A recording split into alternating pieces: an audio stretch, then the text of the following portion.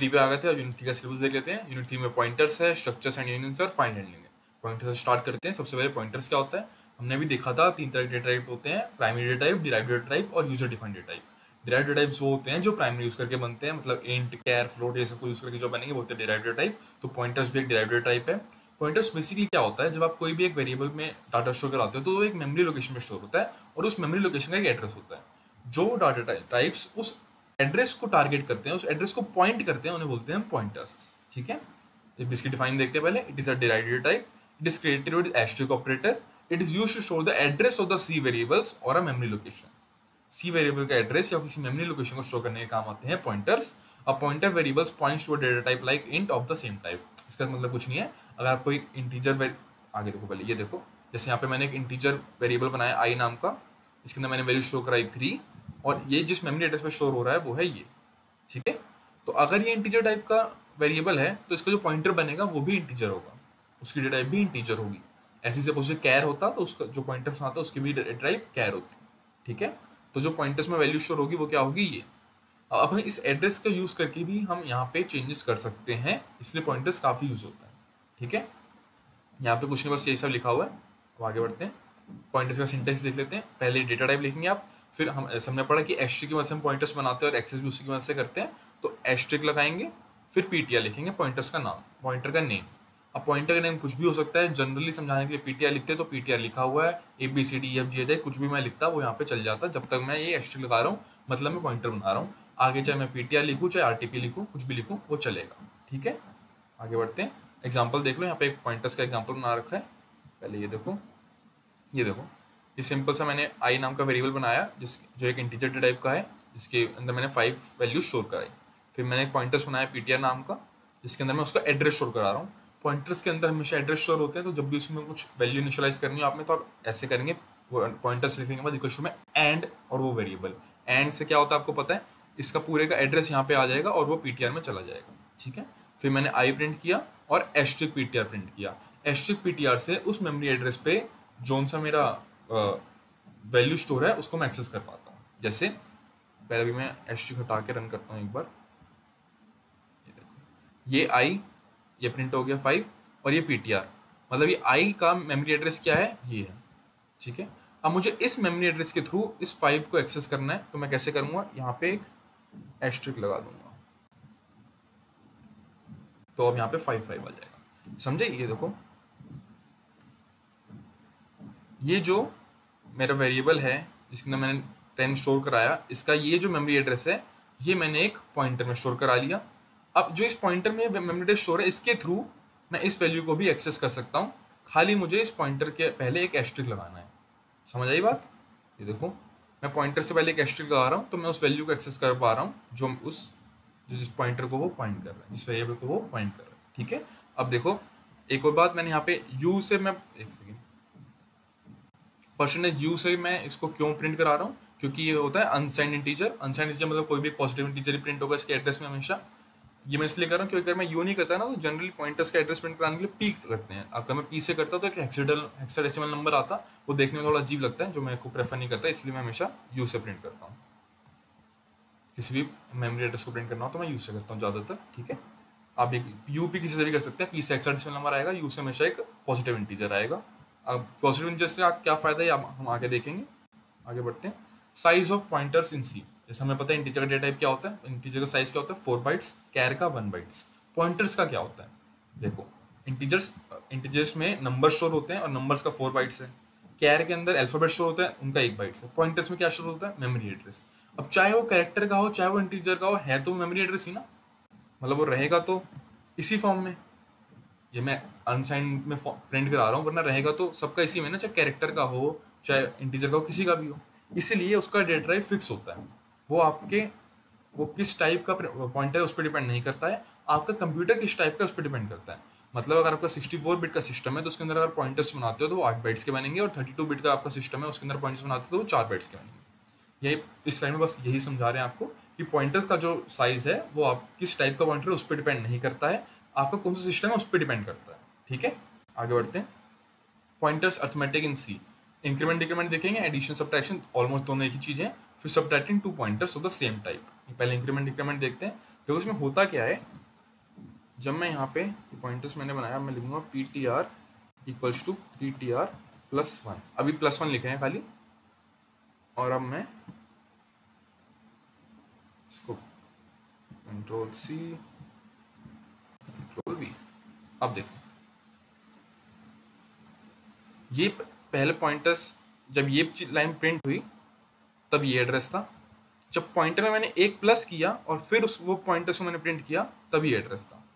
क्या फ़र्क है दोनों में, ये 28 से खाली 32 हो गया, 4 बाइट्स इसमें बढ़ गए। क्यों बढ़े, क्योंकि ये एक इंटीजर पॉइंटर है। इंटीजर पॉइंटर्स का साइज, इंटीजर का साइज क्या होता है, 4 बाइट्स। तो अगर मैं पॉइंटर में +1 करूंगा, उसको पता है कि वो इंटीजर पॉइंटर है, उसमें 4 प्लस कर देगा वो, इसलिए यहाँ मेमोरी एड्रेस में 4 प्लस हो गया। समझ आई बात। यही अगर कैर टाइप का होता, कैर आई इक्वल्स टू ए, और ये भी कैर, तो क्या होता है ये देखो, तब सिर्फ एक प्लस होता। ओ शिट, गलती कर दी, कैर में लिखा, सॉरी। अब देखो, अब सिर्फ एक प्लस होगा मेमोरी एड्रेस में। देखो 83 से 84, क्यों, क्योंकि कैर टाइप का बन गया अभी पॉइंटर्स। कैर टाइप का साइज होता है 1 बाइट, इसलिए सिर्फ 1 प्लस होगा। समझ आई बात। आगे बढ़ते हैं। यही इंक्रीमेंट डिक्रीमेंट में, ये देखो इंक्रीमेंट डिक्रीमेंट में ये होता है। पता नहीं कैसे इंक्रीमेंट ऑपरेटर है ये, कैसे डिक्रीमेंट होता तो ये करता मैं, पता नहीं बात आपको पता होगा। जब मैंने पॉइंटर्स को इंक्रीमेंट किया तो भी सेम ही चीज़ होगी, इसका मतलब होता है उसमें हम एक प्लस कर रहे हैं। ठीक है, अगर मैं सिमिलरली इसमें माइनस माइनस भी करता तो एक माइनस हो जाता, कोई बड़ी बात नहीं है, सिंपल नॉर्मल मैथमेटिक्स है इसमें। आपको ये समझ आ गया होगा। आगे बढ़ते हैं एडिशन और सब्ट्रैक्शन में। अब इंक्रीमेंट डिक्रीमेंट तो हम प्लस प्लस या माइनस माइनस कर रहे थे, इसमें +1 या -1 हो रहा था। अब एडिशन सब्ट्रैक्शन में हम +5 -5 +7 +8 ये सब करेंगे, तब क्या होगा पॉइंटर्स में, ये देखना। मैं यहाँ पे लिख दूँ कि पॉइंटर प्लस इक्वल्स टू 7, इससे क्या होगा, इसका मतलब क्या है, P T R equals to P T R plus 7। इन दोनों का ऑलमोस्ट एक ही मतलब है, यह बात आपको पता ही होगा, हम अभी यूनिट 2 तक पढ़ते आ रहे हैं, आपको समझ आ गई होगी ये बात। तो मैं इसको भी हटा देता हूँ। अब देखना क्या प्रिंट होगा, ये 47 और ये 61, थोड़ा नंबर बड़ा हो गया, आपको समझ नहीं आ रहा होगा, मैं इसको 2 कर देता हूँ अभी। ये देखो मैंने उसमें 2 ऐड किया, 2 ऐड करने पे क्या हुआ, 19 से 21 हो गया, क्योंकि ये कैर टाइप का है तो इसमें 2 बाइट्स बढ़ गए। इंटीजर टाइप का होता तो 8 बाइट्स बढ़ जाते हैं। समझ आई बात। क्योंकि इंटीजर का साइज 4 बाइट्स होता है, इसलिए 2 ऐड करेंगे तो 4 + 4 8 बढ़ जाएगा। पर कैर का है ये भी, इसमें 2 ऐड कर रहे थे, उसका 1 बाइट्स होता है, 1 + 1 2 ऐड हो जाएगा इसमें नॉर्मली। ऐसे ही मैं +7 +8 +9 कुछ भी करूँ, एडिशन पॉइंटर्स में ऐसे ही होता है। सब्ट्रैक्शन में भी सेम है, मैं माइनस साइन लगा दूंगा तो फिर इसमें 2 बाइट्स माइनस हो जाएगा, क्योंकि ये कैर टाइप का है। इंटीजर का होता तो कितना माइनस होता, 8 बाइट्स। आपको समझ आ गया होगा ये। आगे बढ़ते हैं, सब्ट्रैक्टिंग 2 पॉइंटर्स। अब देखो पॉइंटर्स आपस में एडिशन सब्ट्रैक्शन तभी कर सकते हैं जब वो सेम टाइप के हों। जब आप 2 टाइप के पॉइंटर्स को सब्ट्रैक्ट करेंगे तो वो जो आएगा ना, वो किस टाइप का पॉइंटर है उस पर डिपेंड करेगा। देखो जैसे मैंने एग्जांपल दे रखा है, पॉइंटर्स 1 है इसका, जिसमें ये एड्रेस स्टोर है, और पॉइंटर 2 है जिसमें ये एड्रेस स्टोर है। दोनों में देख रहा 4 का डिफरेंस है खाली, और ये दोनों पॉइंटर्स इंटीजर डेटा टाइप्स के पॉइंटर्स हैं। तो जब मैं इन दोनों को माइनस कर रहा हूँ तो जो मेरा रिजल्ट आएगा वो आएगा 1। क्यों, क्योंकि दोनों का माइनस करके 4 बाइट्स आएगा, 4 बाइट्स, और ये इंटीजर डेटा टाइप के, इंटीजर में 4 बाइट्स का कितना साइज होता है, 1। इसलिए अगर 8 आता तो 2 आता। सिमिलरली अगर कैर टाइप के होते दोनों तो 4 ही आता। समझ आई बात कैसे सब्ट्रैक्शन हो रहा है। साइज का खेल है खाली, और पॉइंटर्स का साइज तो सिस्टम में डिपेंड करता है, इसलिए पॉइंटर की साइज की दिक्कत नहीं है, वो किस टाइप का पॉइंटर है उस पर डिपेंड करता है। ये सब समझ आ रही होगी ये सब बातें। अब pointers to pointers, double pointers. Double pointers वो होते हैं जो, मैं जैसे अभी तक हमने जो पॉइंटर्स पढ़ा वो एक वेरिएबल के एड्रेस को टारगेट कर रहा था।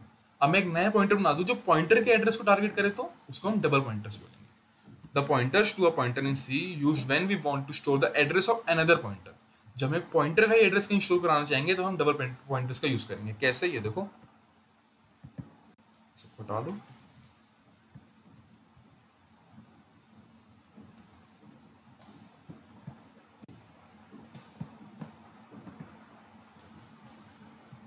ये देखो,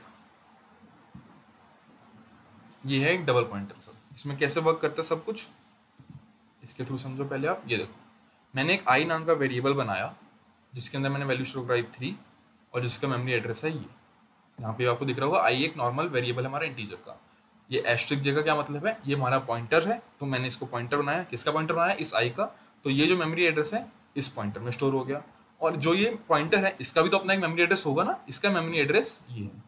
ठीक है, अब मैंने एक डबल पॉइंटर्स बनाया। डबल पॉइंटर्स के लिए आप 2 बार एस्ट्रिक लगाते हैं, तो 2 बार एस्ट्रिक लगा के एक पॉइंटर्स मैंने डबल पॉइंटर बनाया। इसमें क्या स्टोर होगा, इसी पॉइंटर का एड्रेस। ये एक पॉइंटर है, जो बिल्कुल पॉइंटर है, इसका एस्ट्रिक जैसे बनाया मैं, पॉइंटर ये भाई ये तो ये इसका मेमोरी एड्रेस है, ये इसका मेमोरी एड्रेस है। इसको हम किसमें स्टोर कर सकते हैं, डबल पॉइंटर में। ये के मेरा डबल पॉइंटर है, बिल्कुल डबल पॉइंटर है, डबल एस्ट्रिक से बना है। तो इसके अंदर मैंने क्या स्टोर करा दिया, इसको, इस पॉइंटर के मेमोरी एड्रेस को मैंने इसमें स्टोर करा दिया। अब इसका भी एक, अब ये जो के है इसका भी एक मेमोरी एड्रेस होगा जो कि है ये। समझ आई बात।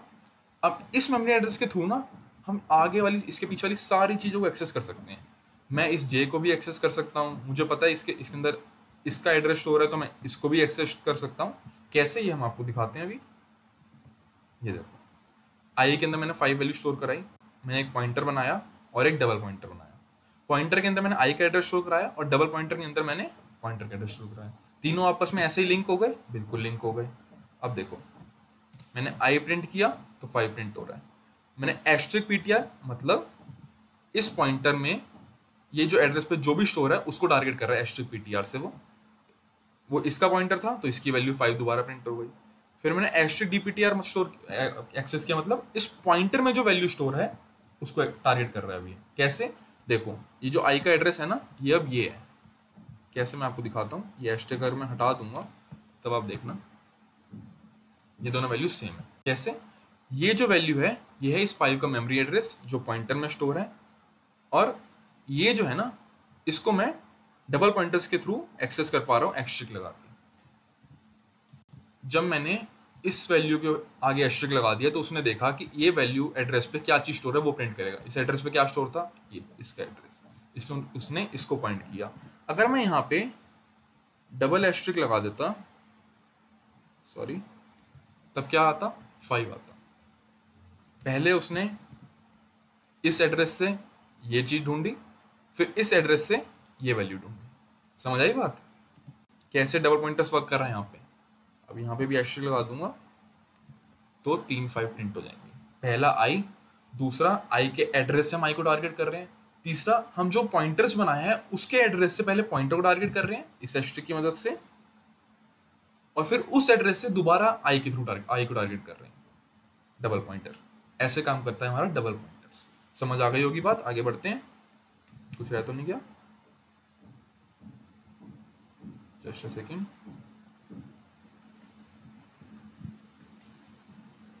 ये डबल पॉइंटर डिक्लेरेशन मैंने आपको दिखाई दिया कैसे करते हैं, हमने देख लिया। पहले आप डेटा टाइप लिखेंगे जिसका आप डबल पॉइंटर बनाना चाहते हैं, फिर डबल एस्ट्रिक लगाएंगे, name of the pointer, double pointer का नेम और एड्रेस लगा के एक पॉइंटर को दे देंगे। जैसे कि हमने जैसे हमने यहाँ पे किया था, एक डबल पॉइंटर पहले यहाँ पे डिक्लेयर कर रहे हैं हम, फिर उसको यहाँ से इनिशियलाइज कर रहे हैं। समझ आ गई होगी बात। अब जेनरिक पॉइंटर्स या wide pointers. Generic pointers, wide pointers वो होते हैं जिनका कुछ स्पेसिफिक डेटा टाइप खुद का नहीं होता है, वो किसी भी टाइप के एड्रेस को, किसी भी टाइप का एड्रेस स्टोर कर सकते हैं। मैं उसको एक इंट का भी बना सकता हूँ, कैर का भी बना सकता हूँ। जैसे कि यहाँ पे देखो प्रोग्राम लिखा हुआ है, एक मैंने ए लिया, इंटीजर डेटा टाइप है जिसमें अंदर वैल्यू मैं स्टोर कर रहा हूँ 10, बी लिया जिसकी कैर टाइप है जिसके अंदर मैं वैल्यू स्टोर कर रहा हूँ एक्स। अब मैंने एक जेनरिक पॉइंटर बना दिया पी नाम का। जेनरिक पॉइंटर कैसे, क्योंकि इसका डेटा टाइप क्या है, वॉइड, इसलिए ये होगा जेनरिक पॉइंटर, क्योंकि ना स्पेसिफिक डेटा टाइप तो नहीं है ना इसकी, वॉइड है। वॉइड का मतलब होता है नल, कुछ नहीं, तो इसकी डेटा टाइप मैंने स्पेसिफाई नहीं करी, इसलिए जेनरिक पॉइंटर है। इसको मैंने ए का बना दिया अभी, तो अभी इसमें क्या होगा, एक एड्रेस स्टोर होगा, एक इसका एक ही डेटा टाइप क्या आती है, इंटीजर। तो अभी ये जेनरिक पॉइंटर है बट इंटीजर डेटा टाइप का एड्रेस स्टोर कर पा रहा है। समझ आई बात। Void pointers hold address of an int. इसी लाइन के बाद मैंने p इक्वल्स टू एन भी लिख दिया। अब ये क्या करेगा, पुराना जिसमें एड्रेस स्टोर था उसको मिटा देगा और इसके अंदर नया एड्रेस स्टोर करेगा, किसका, b का। b की डेटा टाइप क्या है, कैर।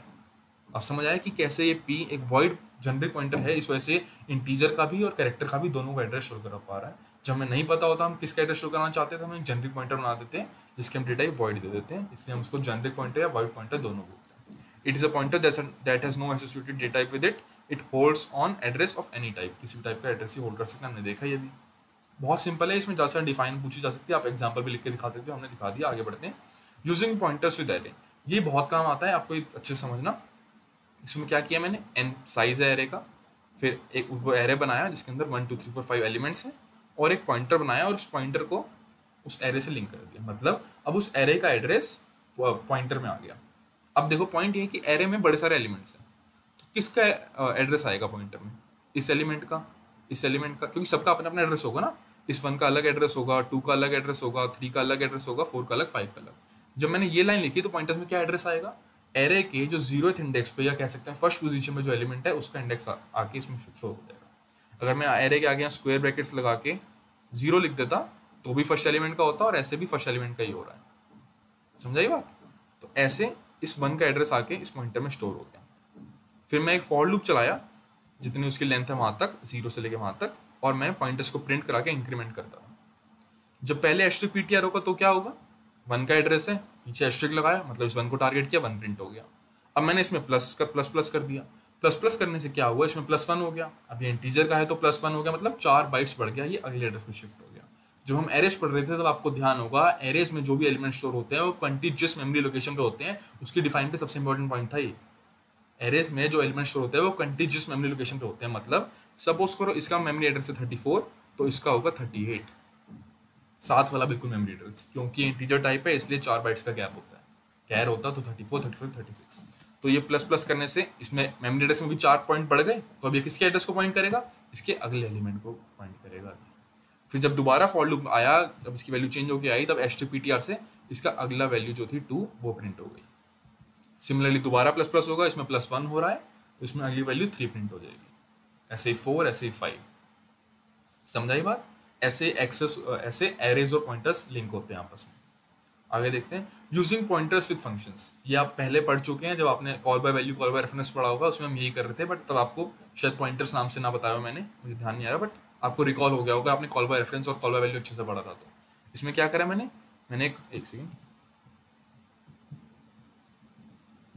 एक फंक्शन बनाया वॉइड स्वैप नाम का, जिसके अंदर मैं क्या कर रहा हूँ, ए और बी की वैल्यू को स्वैप कर रहा हूँ। ए में जो वैल्यू है वो बी में शो कर रहा हूँ, बी में जो वैल्यू है वो मैं ए में स्टोर कर रहा हूँ। इसको स्टोर करने के लिए मैंने एक टेम्परेरी वेरिएबल ले लिया, जिसके अंदर मैं पहले ए की वैल्यू स्टोर करा रहा हूँ और फिर एक्सचेंज कर देता हूँ उनकी वैल्यू। सिंपल सीधा प्रोग्राम है। अब मैंने ए और बी की वैल्यू ली 10 और 20, उनकी वैल्यूज प्रिंट कराई, फिर स्वैप फंक्शन कॉल किया और दोबारा उनकी वैल्यूज प्रिंट कराई। देखो मैंने यहाँ लिखा भी होगा ये प्रोग्राम।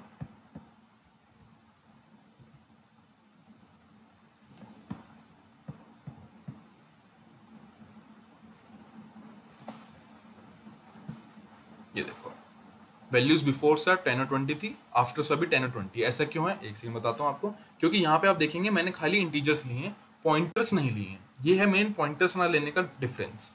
यहाँ पे मैं खाली ए और बी की वैल्यू पास करा रहा हूँ, यहाँ पे वो ए और बी की वैल्यूज आ रही हैं और उनकी वैल्यूज एक्सचेंज हो रही है। ये है कॉल बाय वैल्यू। हम वैल्यू के थ्रू फंक्शन को कॉल कर रहे हैं, इसलिए कॉल बाय वैल्यू है। अगर मैं इसको पॉइंटर्स के थ्रू बनाता, एस्ट्रिक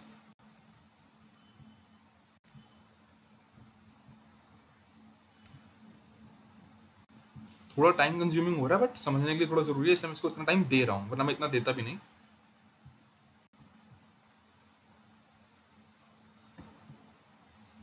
यहाँ पे एंड आएगा, यहाँ पे एस्ट्रिक नहीं, यहाँ एंड आएगा। अभी बात करते हैं क्यों, चलाएं। देखो अब 10 और 20 फंक्शन कॉल करने के बाद की वैल्यू 20 10 हो गई। पहले भी उनकी वैल्यूज चेंज हो रही थी, बट जिस मेमोरी लोकेशन में वो स्टोर थे उनमें फर्क नहीं पड़ रहा था, क्योंकि पहले हम उनकी वैल्यूज कहीं और स्टोर करा के वहां पे चेंज कर रहे थे। अब क्या कर रहे हैं, उस मेमोरी एड्रेस को पास कर रहे हैं। देखो जब मैंने स्वैप फंक्शन कॉल किया तो मैं ए और बी पास नहीं कर रहा हूँ, उनके मेमोरी एड्रेस को पास कर रहा हूँ। वो इस ए और बी पॉइंटर्स में स्टोर हो रही हैं और फिर वहां पे चेंज हो रहा है। तो उनकी मेमोरी एड्रेस के थ्रू हमने चेंज किया तो दोनों जगह चेंज आया।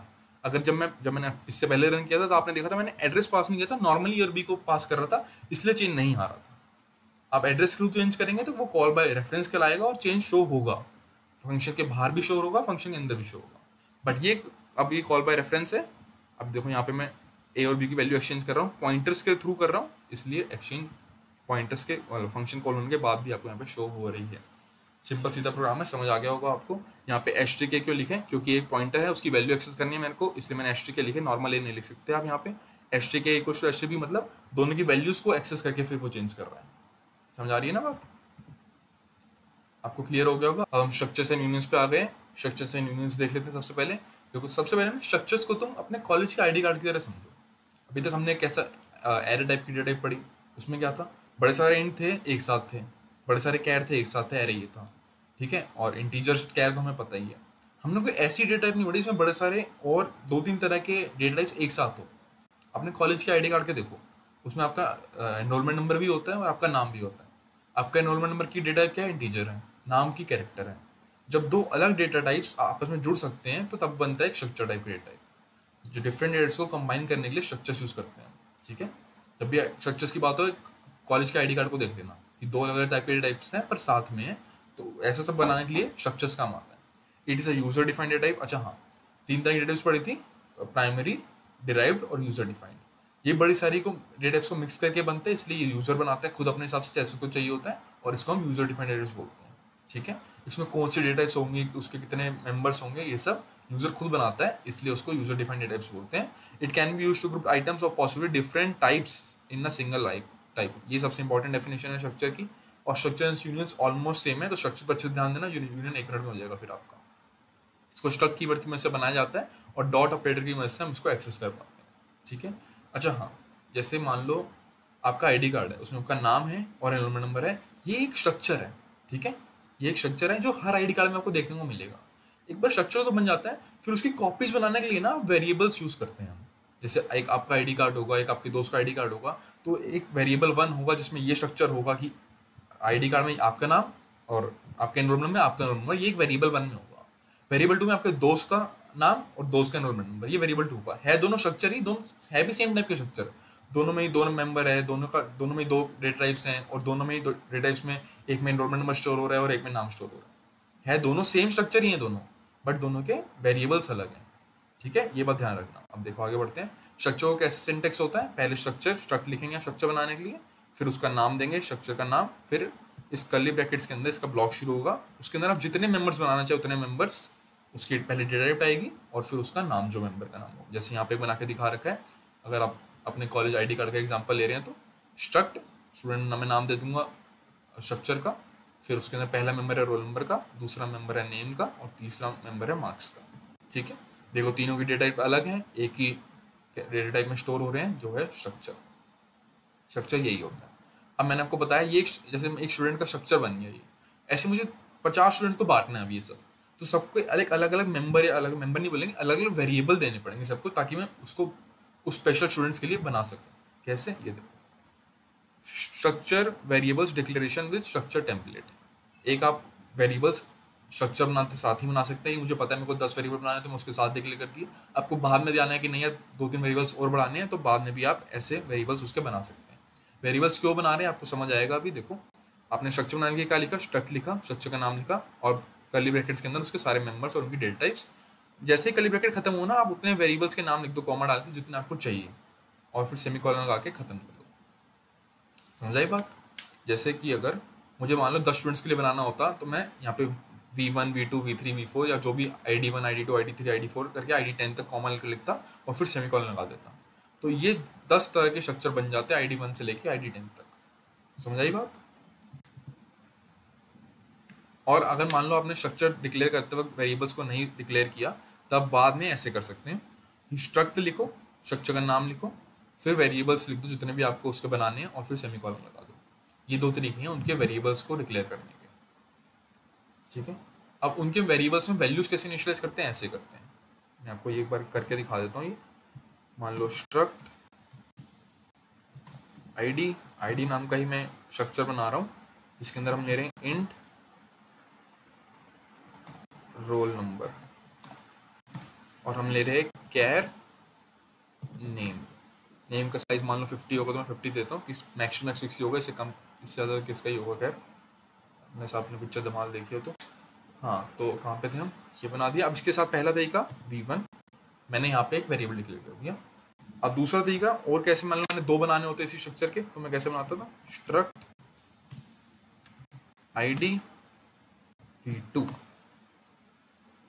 एक वेरिएबल ये बन गया इसी स्ट्रक्चर का और एक वेरिएबल ये बन गया। अब इन दोनों में अलग अलग डाटा स्टोर कर सकता हूँ। कैसे? सॉरी, V1 डॉट, अगर मैं रोल नंबर लिखूंगा इक्वल्स टू 1, तो V1 जो स्ट्रक्चर है उसके रोल नंबर वाले मेंबर में क्या चीज स्टोर हो गई, 1। ऐसे ही अगर मैं सेम V2 कर दूं और उसमें 2 करा दूं तो इसका रोल नंबर क्या शो हो जाएगा, 2।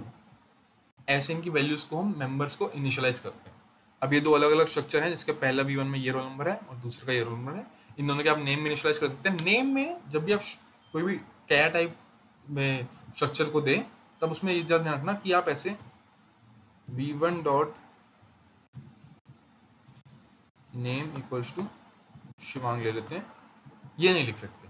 ये लिखेंगे वहीं पे चीज़ गलत हो जाएगी। जब भी आपको कोई कैर टाइप इसको ऐसे देनी हो तब आप ऐसे दें str कॉपी, और आप str यूज कर रहे हैं तो ऊपर हैशटैग इंक्लूड, कौन सी लाइब्रेरी कौन सी हेडर फाइल इंक्लूड करेंगे, स्ट्रिंग, याद ये तो पता होना चाहिए आपको, ठीक है। कॉपी पहले v1 डॉट नेम कॉमा मैं क्या उसमें शो कराना चाहता हूँ, शिवांग। अब ये चल जाएगा।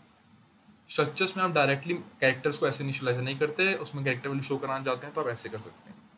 एक और तरीका होता है इनिशियलाइज करने का वैल्यूज, कैसे, जहां मैंने V2 लिखा ना, अगर मैं इसके इक्वल्स टू करके कर्ली ब्रैकेट्स लगा दूं और लिख दूं 2 RN लिख देते हैं, तो इससे भी एक V2 में ये दो वैल्यू स्टोर हो गए, जिसका रोल नंबर क्या होगा 2, नेम क्या हो जाएगा RN। ये दो तरीके होते हैं, आप एक तो ऐसे वैल्यू इनिशियलाइज कर सकते हैं और एक ऐसे वैल्यू इनिशियलाइज करते हैं। और वेरिएबल्स डिक्लेयर करने भी दो तरीके, दोनों मैंने आपको बता दिया। एक ऐसे कर सकते हैं, स्ट्रक्चर के बनाते हुए साथ में आपने वेरिएबल डिक्लेयर कर दिया, और दूसरा आप ऐसे कर सकते हैं। समझाई बात? दोनों के स्ट्रक्चर सेम है, एक दोनों में एक रोल नंबर है एक नेम है, बट दोनों के वेरिएबल्स अलग है, मतलब उनका डाटा दोनों में अलग स्टोर हो रहा है, इसलिए हमने दो वेरिएबल बनाए हैं यहाँ पे। ये ऐसे काम करता है हमारा स्ट्रक्चर। तीसरा तरीका भी आपको स्ट्रक्चर में वैल्यू इनिशियलाइज करने का लिखा हुआ है, उसमें आप डॉट मेंबर 1 करके कर सकते हैं, फिर डॉट मेंबर 2, मतलब अगर मैं dot name equals to A कर दूं अभी के लिए, और comma dot roll number equals to 2 कर दूं, तो ये भी चल जाएगा। अब ये पहले को A और दूसरे को 2 नहीं देगा, जिसको मैंने A बोला है, नेम को A बोला तो उसमें A स्टोर करेगा, और रोल नंबर को 2 बोला तो उसमें 2 स्टोर करेगा। ये भी वैसे भी वैल्यू इनिशियलाइज हो जाएगी। ये थे 2-3 तरीके स्ट्रक्चर्स की वैल्यू इनिशियलाइज करने के लिए। आगे बढ़ते हैं। ये मैंने एक एग्जांपल देके रखा हुआ है आपके लिए। ये एक स्ट्रक्चर है माई स्ट्रक्चर नाम का, जिसके अंदर 3 मेंबर्स है, माई नम, माई लेटर, माई स्ट्रिंग। इसमें हम ऐसे वैल्यूज इनिशियलाइज कर सकते हैं, ऐसे वैल्यू इनिशियलाइज कर सकते हैं, और ऐसे भी वैल्यूज इनिशियलाइज कर सकते हैं। एक बार याद रखना कि जब आप ऐसे वैल्यू इनिशियलाइज कर रहे हो तो हमेशा str कॉपी होगा माई स्ट्रिंग शिवांग। समझ आ रही है बात? जब आप ऐसे वैल्यू इनिशियलाइज करेंगे तो आप directly s1.myString equals to Shivang नहीं लिख सकते, आपको str कॉपी का यूज करना पड़ेगा। डायरेक्टली लिखना है तो एक ये तरीका है और एक ये तरीका है। फिर जब मैंने इसको तीनों को प्रिंट कराया तो ये ऐसे प्रिंट हो जाएगा।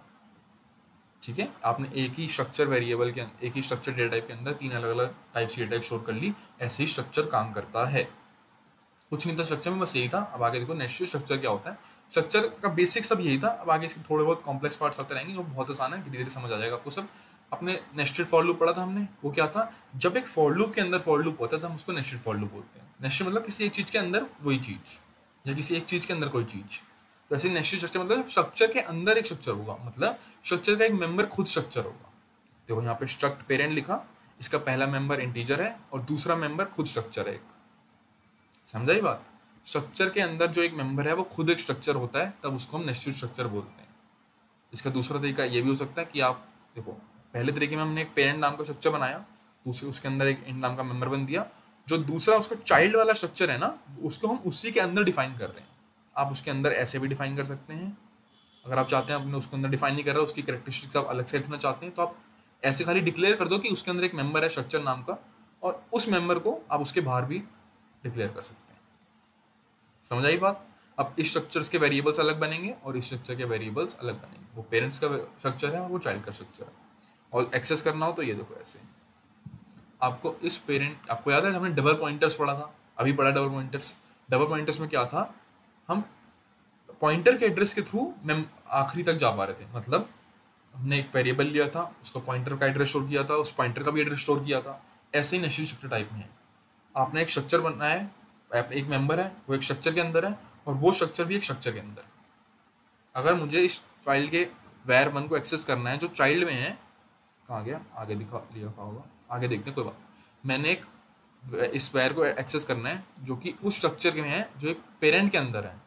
तो अगर मुझे पेरेंट वन का भी एक्सेस है ना जिस वेरिएबल पे, वो भी इस तक पहुंच सकता है। मेरा कहने का मतलब ये है, आप मतलब जो भी वेरिएबल आपने इसके लिए बनाया होगा, मैंने मान लो str बनाया, तो str parent dot str child dot member, आप यहाँ तक पहुंच जाएंगे।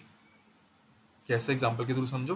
देखो, मैंने पहले एक स्ट्रक्चर बनाया चाइल्ड नाम का जो कि एक स्ट्रक्चर के अंदर आएगा। फिर मैंने स्ट्रक्चर बनाया पेरेंट नाम का, इसके दो वेरिएबल्स हैं, एक ए और दूसरा खुद ये चाइल्ड वाला स्ट्रक्चर। समझ आया कौन सा तरीका हम इसमें यूज कर रहे हैं, ये वाला सेपरेट स्ट्रक्चर नेस्टिंग वाला। एम्बेडेड स्ट्रक्चर नेस्टिंग में मतलब जब हम स्ट्रक्चर पेरेंट स्ट्रक्चर के अंदर ही चाइल्ड स्ट्रक्चर को डिक्लेयर करें। इसमें मैंने पेरेंट स्ट्रक्चर अलग डिक्लेयर किया, चाइल्ड स्ट्रक्चर को अलग डिक्लेयर किया। अगर मैं इसको इसके अंदर ही डिक्लेयर कर रहा होता तो ये एम्बेडेड स्ट्रक्चर नेस्टिंग हो जाता। समझ आई बात। अब देखो मैं क्या कर रहा हूँ, स्ट्रक्ट पेरेंट वन वैर वन इक्वल्स टू ये। अब देखो पेरेंट्स के अंदर तो दो ही मेंबर्स हैं, बट मैं वैल्यूज यहाँ 3 दे रहा हूँ। क्यों, पहले ये 25 जाएगी इस ए में, फिर ये 195 और ए कहाँ पे जाएगा, इसके चाइल्ड के कैरेक्टर मेंबर्स में। अब मुझे ये ए एक्सेस करना, तो मैं क्या करूँगा, जो मैंने इसके लिए वेरिएबल बनाया है वैर वन डॉट ए लिख दूंगा, ए एक्सेस हो गया। हमने भी पढ़ा ना डॉट ऑपरेटर से एक्सेस करते हैं हम स्ट्रक्चर्स के मेंबर्स को। अगर मुझे ये बी के ये एक्स को एक्सेस करना है तो हम क्या करेंगे, var one dot B dot X. आप पे पेरेंट्स का वेरिएबल था, चाइल्ड का वेरिएबल भी नहीं बनाया अभी तक आपने। अब चाइल्ड का वेरिएबल अलग से बना सकते हैं, अभी तक वो आपने बनाया नहीं है, बट आप इस पेरेंट्स के थ्रू ही इसके चाइल्ड के मेंबर्स को एक्सेस कर पा रहे हैं। कैसे, var one dot B one dot X. ऐसे सी को करना हो var one dot B one dot C. समझाए नेस्टेड स्ट्रक्चर कैसे काम कर रहा है। आप पेरेंट्स पे आपका वेरिएबल है तो आप चाइल्ड के मेंबर्स को भी एक्सेस कर पा रहे हैं, नो मैटर कि आप पे चाइल्ड के वेरिएबल है कि नहीं। ऐसे एक्सेस हो रहे हैं तीनों। ये सब ये इसका प्रोग्राम है, इसका आउटपुट ये आ रहा है। क्लियर हो गया होगा, आगे बढ़ते हैं। Suppose you have to make two structures of same type, but will you do. जैसे हमने देखा ही दो स्ट्रक्चर्स बनाने सेम टाइप के, तो वैर वन वी टू दो वेरिएबल्स बना देंगे, दोनों सेम टाइप के बन जाएंगे। ये बना रखे हैं, देखो v1 मैंने आपको अभी बना के दिखाया था पीछे, देखो हमने भी तो ये बना रखे हैं, यहाँ पे भी सेम यही है, बस उसको यहाँ पे प्रिंट भी कर रहे हैं। दो स्ट्रक्चर बन गए, एक v1 नाम का और एक v2 नाम का। दोनों स्ट्रक्चर एम्प्लॉय वाले हैं, जिसके अंदर दो है, कैरेक्टर है और इंटीजर है। ये वैल्यूज v1 में स्टोर है और ये वैल्यूज v2 में। सिंपल कर लिया हमने। बट ये तो था 2 का, अगर ऐसे 100 हो फिर अब बार बार यहाँ comma v1 comma v2 comma v3 comma v3 comma v4 comma v5 ऐसे करके 100 तक थोड़ी लिखोगे। और ऐसे ही इस तरीके से भी आप 100 बार नहीं लिखोगे। Structure employ v2, structure employ v3, structure employ v4, 100 बार करना हो तो क्या करोगे। यहाँ पे काम आता है एरेस। हमने पढ़ा था ना, एक जैसी चीज को एक जैसी मल्टीपल चीज को कहीं पर स्टोर करना हो तो एरेस काम आते हैं। अब चाहे structure user defined data type है, बट है तो सारे एक जैसे ही, तो वो एक एरे के थ्रू भी बड़े सारे बन सकते हैं। कैसे, ये देखो, ये हमने इस वही एम्प्लॉय जो हमने पिछला एग्जांपल देखा, उसी एम्प्लॉय के 100 स्ट्रक्चर बना दिए ऐसे, सिर्फ एक ये लाइन लिख के 100 एम्प्लॉय के वो ऐसे स्ट्रक्चर बन गए। सब पहले का नाम होगा EMP, उसका एड्रेस 0, ये रहा पहला वेरिएबल। SSD 1 2 3 ऐसे जितने नंबर लिखते रहोगे उतने वेरिएबल्स बन गए हैं। यहाँ पे 100 है, हमें पता है कितना इंडेक्स होगा इसमें, 0 से लेकर 99 तक कितने एलिमेंट्स हुए, 100। तो ये 100 स्ट्रक्चर बन गए एम्प्लॉय नाम के, EMP0, EMP1, EMP2 करके 100 99 तक। ठीक है, ये मैंने आपको 2 में वैल्यू डाल के भी दिखाई है। 0 में मैंने ऐसे डाली है, 1 में भी मैंने ऐसे डाली है, फिर मैंने 2 में ऐसे डाली है, 3 में डाली है, और ये इसको मैं प्रिंट कर रहा हूँ तो ये प्रिंट हो रहा है। ऐसे ही अभी 100 बन गए, मैं 100 में वैल्यू इनिशियलाइज कर सकता हूँ, एक्सेस कर सकता हूँ। मुझे बार बार v1, v2, v3 ये सब नहीं लिखना पड़ेगा। सिर्फ एक इस लाइन की मदद से मैंने एरे का यूज़ किया और इसमें 100 स्ट्रक्चर्स बन गए। ऐसे ही होता है स्ट्रक्चर्स और एरेज का relation, arrays of structures. An array whose elements are of type structure is called arrays of structure. It is generally used when we need multiple structures variables in our program. हमने भी देखा कैसे multiple use कर पा रहे हैं employees को, same वही है। कैसे करते हैं अभी मैंने यहाँ पे लिखा हुआ है, ये देखो, पहले स्ट्रक्ट, फिर स्ट्रक्चर का नाम और फिर उस वेरिएबल और उसका साइज जितना आपको एलिमेंट्स चाहिए। स्ट्रक्ट, स्ट्रक्चर नेम, फिर एरे का नेम और नंबर ऑफ एलिमेंट्स जितने आपको चाहिए। सिंपल, समझ आ गया होगा। आगे बढ़ते हैं। सेल्फ रेफरेंशियल स्ट्रक्चर्स, मैं पहले ही बता रहा हूँ थोड़ा वियर्ड टॉपिक है, थोड़ा आपको समझने में मुश्किल हो सकती है, ध्यान से समझना। और ये टॉपिक ज़्यादा नहीं पूछा जाता है, इसकी डिफाइन और क्या मतलब है, सिर्फ ये समझ जाना। इसका प्रोग्राम लिखने को आएगा आपको बहुत दिक्कत हो जाएगी। ये बेसिकली लिंक लिस्ट वगैरह बनाने का काम आता है जो आपके DSA में पढ़ाए जाते हैं। थोड़ा मुश्किल टॉपिक है, ध्यान से समझना। सेल्फ रेफरेंशियल स्ट्रक्चर्स क्या होते हैं, जैसे हमने पढ़ा था ना कि रिकर्जन क्या होता है। रिकर्जन होता है जब हम एक फंक्शन के अंदर ही फंक्शन को कॉल करें, वो होता है रिकर्जन। जब एक स्ट्रक्चर अपने एक उसी सेम स्ट्रक्चर को उसी स्ट्रक्चर के मेंबर से टारगेट किया जाए, वो होता है self referential structure. Self referential structures are दो स्ट्रक्चर्स दैट हैव वन और more pointers which point to the same type of structures as their member। मैंने एक स्ट्रक्चर बनाया, उसके एक मेंबर में मैंने एक पॉइंटर डाला जो उसी स्ट्रक्चर को पॉइंट कर रहा है, ये होगा सेल्फ रेफरेंशियल स्ट्रक्चर। आपको इसका मतलब समझ आ गया? ऐसे मतलब समझ आ गया कि आप इसकी डिफाइन लिख सको तो ही आगे बढ़ना, वरना बार बार इसी को देखते रहो, पढ़ते रहो। सेल्फ रेफरेंशियल स्ट्रक्चर्स वो स्ट्रक्चर्स होते हैं जिसका एक मेंबर एक पॉइंटर होता है जो उसी स्ट्रक्चर को पॉइंट करता है। समझाई बात? ये देखो, ये मैंने नोड नाम का एक क्या बोलते हैं नोड नाम का एक स्ट्रक्चर बना रखा है जिसका एक मेंबर है नोड का ही पॉइंटर जो इसी को पॉइंट कर रहा है। समझाई बात? ये होता है सेल्फ रेफरेंशियल स्ट्रक्चर्स। इसका एक प्रोग्राम बना के मैंने दिखा रखा है आपको, थोड़ा ज़्यादा कॉम्प्लिकेटेड है, कैसे चल रहा है आपको ध्यान से समझना, एक एक चीज़ ध्यान से। पहले एक स्ट्रक्चर बनाया ए जिसके अंदर दो मेंबर दिए इंटीजर, और दूसरा उसी को पॉइंट करने वाला एक पॉइंटर। उसके अंदर मैंने देखो 3 वेरिएबल्स बनाए एक्स वाई जेड, उनमें वैल्यूज भी एक्सेस कर दी इसी स्ट्रक्चर के टाइप्स की। देख ध्यान से देखना क्या हो रहा है, या फिर चलो छोड़ो, वो चल नहीं रहा मेरे कंप्यूटर में, वरना मैं आपको ड्रॉ करके दिखाता कि एक्चुअली वर्क कैसे कर रहा है। फिर यहाँ पे चलेगा, एक सेकेंड दो मुझे। इसमें देखो अब हो क्या रहा है, पहले हमने x नाम का एक स्ट्रक्चर बनाया जिसकी वैल्यू है 10 और नल, तो ये, और वो स्ट्रक्चर का नाम क्या है, माई स्ट्रक्चर। ये माई स्ट्रक्चर ऐसा बनेगा बॉक्स में, इसके अंदर दो मेंबर्स है ना, पहले में हमने इंटीजर है तो हमने वैल्यू डाल दी 10, और दूसरा अभी हमने नल छोड़ा, नल मतलब अभी ये खाली है। सिमिलरली हमने दोबारा दूसरा बनाया y नाम का जिसके अंदर वैल्यू डाली हमने 20 डाली, और उसके दूसरे मेंबर जो कि पॉइंटर है एक, वो हमने अभी खाली छोड़ा। सिमिलरली तीसरे में भी हमने वैल्यू डाली 30, और उसका जो पॉइंटर वाला मेंबर है उसको हमने खाली छोड़ा। समझ आ रहा है? ये 3 माई स्ट्रक्चर के वेरिएबल्स थे एक्स वाई जेड, तीनों ऐसे बनेंगे, और जो दूसरा मेंबर जो पॉइंटर्स है वो अभी खाली है। हमने क्या किया, अब 3 पॉइंटर्स बनाए, P1 P2 P3। समझा रही है ना बात? 3 पॉइंटर्स बनाए। P1 में मैंने x का एड्रेस डाला, मतलब इस स्ट्रक्चर, ये जो पूरा स्ट्रक्चर है इसका एड्रेस मैंने कहाँ डाल दिया, P1 में। ये मान लो कहीं पे P1 पे स्टोर हो गया, ठीक है। अब मैंने y का एड्रेस P2 में डाल दिया, ये जो हमारा y स्ट्रक्चर था इसका एड्रेस कहाँ पे चला गया, P2 में। आपको मैं उम्मीद कर रहा हूं आपको दिख रहा होगा अच्छे से, ही P2 में चला गया। मेरी थोड़ा लिखने में मुश्किल हो रही है बट आपको समझ आ रहा होगा। इसका एड्रेस P2 में चला गया। ऐसे ही इसका एड्रेस कहाँ चला गया, P3 में। z का एड्रेस चला गया P3 में। अब देखो ये क्या हो रहा है, x.b equals to P2। x.b मतलब इस वाले स्ट्रक्चर का second element x.b equals to P2। ये जो y का एड्रेस था वो मैंने यहाँ पे स्टोर करा दिया। समझ आई बात? ये यही बेसिकली यही लिंक लिस्ट है। अगर आप डीएसए पढ़ेंगे तो उसमें लिंक्ड लिस्ट टॉपिक होता है, वो यही है ऑलमोस्ट, ऐसा ही कंसेप्ट होता है उसका, सेम बिट बिल्कुल। अब मैंने अगला क्या किया, y.b में P3 स्टोर करा दिया, यहाँ पे P3 स्टोर हो गया। P3 क्या था, z स्ट्रक्चर का एड्रेस। समझाई बात? तो अब देखो एड्रेस ऑफ x P1 है, x.a, देखो ध्यान से ना क्या हो रहा है, एड्रेस ऑफ x में ये प्रिंट हुआ, फिर a की वैल्यू क्या थी 10, और एड्रेस ऑफ नेक्स्ट मतलब x के अगली चीज जो है y हमारा, उसका एड्रेस ये प्रिंट हो रहा है। कैसे, x.b में हमने वही स्टोर करा रखा है। अब आप अगला जो एलिमेंट इसका y वो देखेंगे तो उसका एड्रेस, ये y का एड्रेस और x.b की जो वैल्यू है मैच कर गई, क्योंकि हमने y में उसका एड्रेस ही स्टोर कराया है। ये आपस में लिंक हो गए ना। अब अगर आप पे इसका एक्सेस है तो इस एड्रेस के थ्रू आप इस तक पहुंच सकते हैं, आप पे इसका एक्सेस है तो इस एड्रेस के थ्रू आप इस तक पहुंच सकते हैं।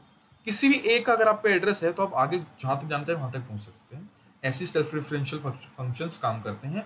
एक स्ट्रक्चर है जिसके अंदर एक उसका मेंबर खुद उसी टाइप के स्ट्रक्चर्स को पॉइंट कर रहा है, ये होते हैं सेल्फ रेफरेंशियल स्ट्रक्चर्स। अब दोबारा इस प्रोग्राम को अच्छे से देखेंगे, मैंने ये जो यहाँ पे सब बताया पढ़ेंगे, आपको अच्छे से समझ आ जाएगा। आगे बढ़ते हैं। यूनियन स्ट्रक्चर्स में कोई डिफरेंस नहीं है मेजर, सिर्फ ये फर्क है स्ट्रक्चर स्ट्रक्ट कीवर्ड से बनते हैं, यूनियन कीवर्ड से बनते हैं, और यूनियन में आप एक टाइम पे एक ही मेंबर को एक्सेस कर सकते हैं। समझाई बात? यूनियन में एक टाइम पे एक ही मेंबर को एक्सेस कर सकते हैं। स्ट्रक्चर में आप चारों को एक्सेस करना चाहे चारों को कर सकते हैं। यूनियन में आप 40 एलिमेंट उसके अंदर, तो आप एक टाइम पे एक को एक्सेस कर पाएंगे। क्यों? क्योंकि हम वो स्पेस कम लेने के काम आता है यूनियंस बेसिकली। इसकी डिफाइन पढ़ लेते हैं पहले। द यूनियन इज इसको मैं चेंज कर लूँ। The The union is a user-defined data type in C language that can contain elements of different data types, just like structure, similar structure की तरह. But unlike structures, all the members in the C unions are stored in same memory location. सारे इसके जो मान लो 10 member है, इसका उन सबका मेमोरी लोकेशन एक ही होगा, एक टाइम पे वहाँ पे एक ही स्टोर होगा, इसलिए आप एक टाइम पे एक ही को एक्सेस कर पाते हो. समझ आ रही है बात? स्ट्रक्चर्स में अगर आपने 3 मेंबर बनाए तो तीनों को अपना अपना मेमोरी एड्रेस होगा, मेमोरी लोकेशन होगा. यूनियन में ऐसा नहीं होता, सबको एक ही जगह मिलेगी, वहाँ पे जो एक टाइम पे एक ही बंदा घुस सकता है, आप उसी को एक्सेस कर पाओगे. स्ट्रक्चर्स में सबको अपनी जगह मिल रही थी, यूनियन में नहीं मिलती. Due to this only one member can store data at the given instance. समझ आ गई होगी बात? ये एक यूनियन का प्रोग्राम बना के मैंने दिखा रखा है. इसमें देखने वाली बात क्या है, यूनियन से बन खाली स्ट्रक्चर और यूनियन बनाने का तरीके में कोई डिफरेंस नहीं, खाली स्ट्रक्चर लिखते थे वहाँ पे, यहाँ पे यूनियन लिखते हैं, बस ये फर्क है. अब देखिए टेस्ट 1 में एक इंट एक्स है और इंट वाई है. टेस्ट 2 में भी सेम है, एक्स और वाई है, खाली यहाँ पे दोनों इंट थे, यहाँ पे कैर हो गया, यहाँ पे एक एरे है और यहाँ पे ये है. इसका साइज क्या होगा? सपोज करो ये मैंने सेम यही वाला जो है यूनियन, इसको मैंने स्ट्रक्ट से बनाया था, तो मैं खाली यहाँ पे स्ट्रक्ट लिखता, मान लो यहाँ पे स्ट्रक्ट लिखा हुआ है, तब इसका साइज होता 4 बाइट्स प्लस 4 बाइट्स. तो इंटीजर है, 4 बाइट्स प्लस 8 बाइट्स तब होता अगर स्ट्रक्ट से बना होता. बट ये यूनियन से बना है तो इसका साइज क्या आ रहा है? 4 आ रहा है. देखो 4 क्यों आ रहा है? इसमें दोनों में से दोनों सेम टाइप के हैं, तो दोनों में से मैक्सिमम कोई भी एक ले लो, इंट है, तो इंट का साइज क्या होता है? 4.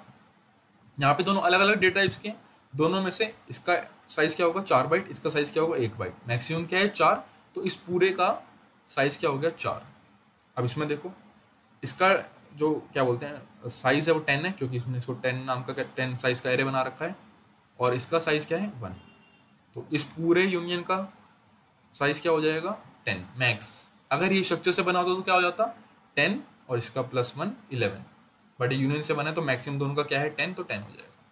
ये प्रोग्राम खाली को ये समझाने के लिए था कि यूनियन में स्पेस कैसे ली जाती है, और ये इनके दोनों का डिफरेंस हो गया. स्ट्रक्चर्स और यूनियन में यही सेम डिफरेंस है, बाकी मेंबर सेम तरीके से अलॉट होते हैं, इनिशियलाइज सेम तरीके से होता है, सब सेम होता है. डिफरेंस समझ आ गया? आगे बढ़ते हैं. ये था स्ट्रक्चर से यूनियंस में, इतना ही था. इनमरेशन बहुत अजीब सी चीज़ है ये, थोड़ा बहुत ध्यान देना, अच्छे से इसकी डिफाइन याद कर लेना, बस समझने जैसे इसमें ज़्यादा कुछ है भी नहीं, ना कभी आपके काम आएगा. इसमें क्या है? इनमरेशन और इनमिनसी. Enumeration is user defined data type C. हमने पढ़ाई है कि जब हमने यूजर डिफाइंड का टेबल देखा था उसमें structure, union, enum, typedef, ये सब यूजर डिफाइंड में था, तो इनम यूजर डिफाइंड टाइप्स है.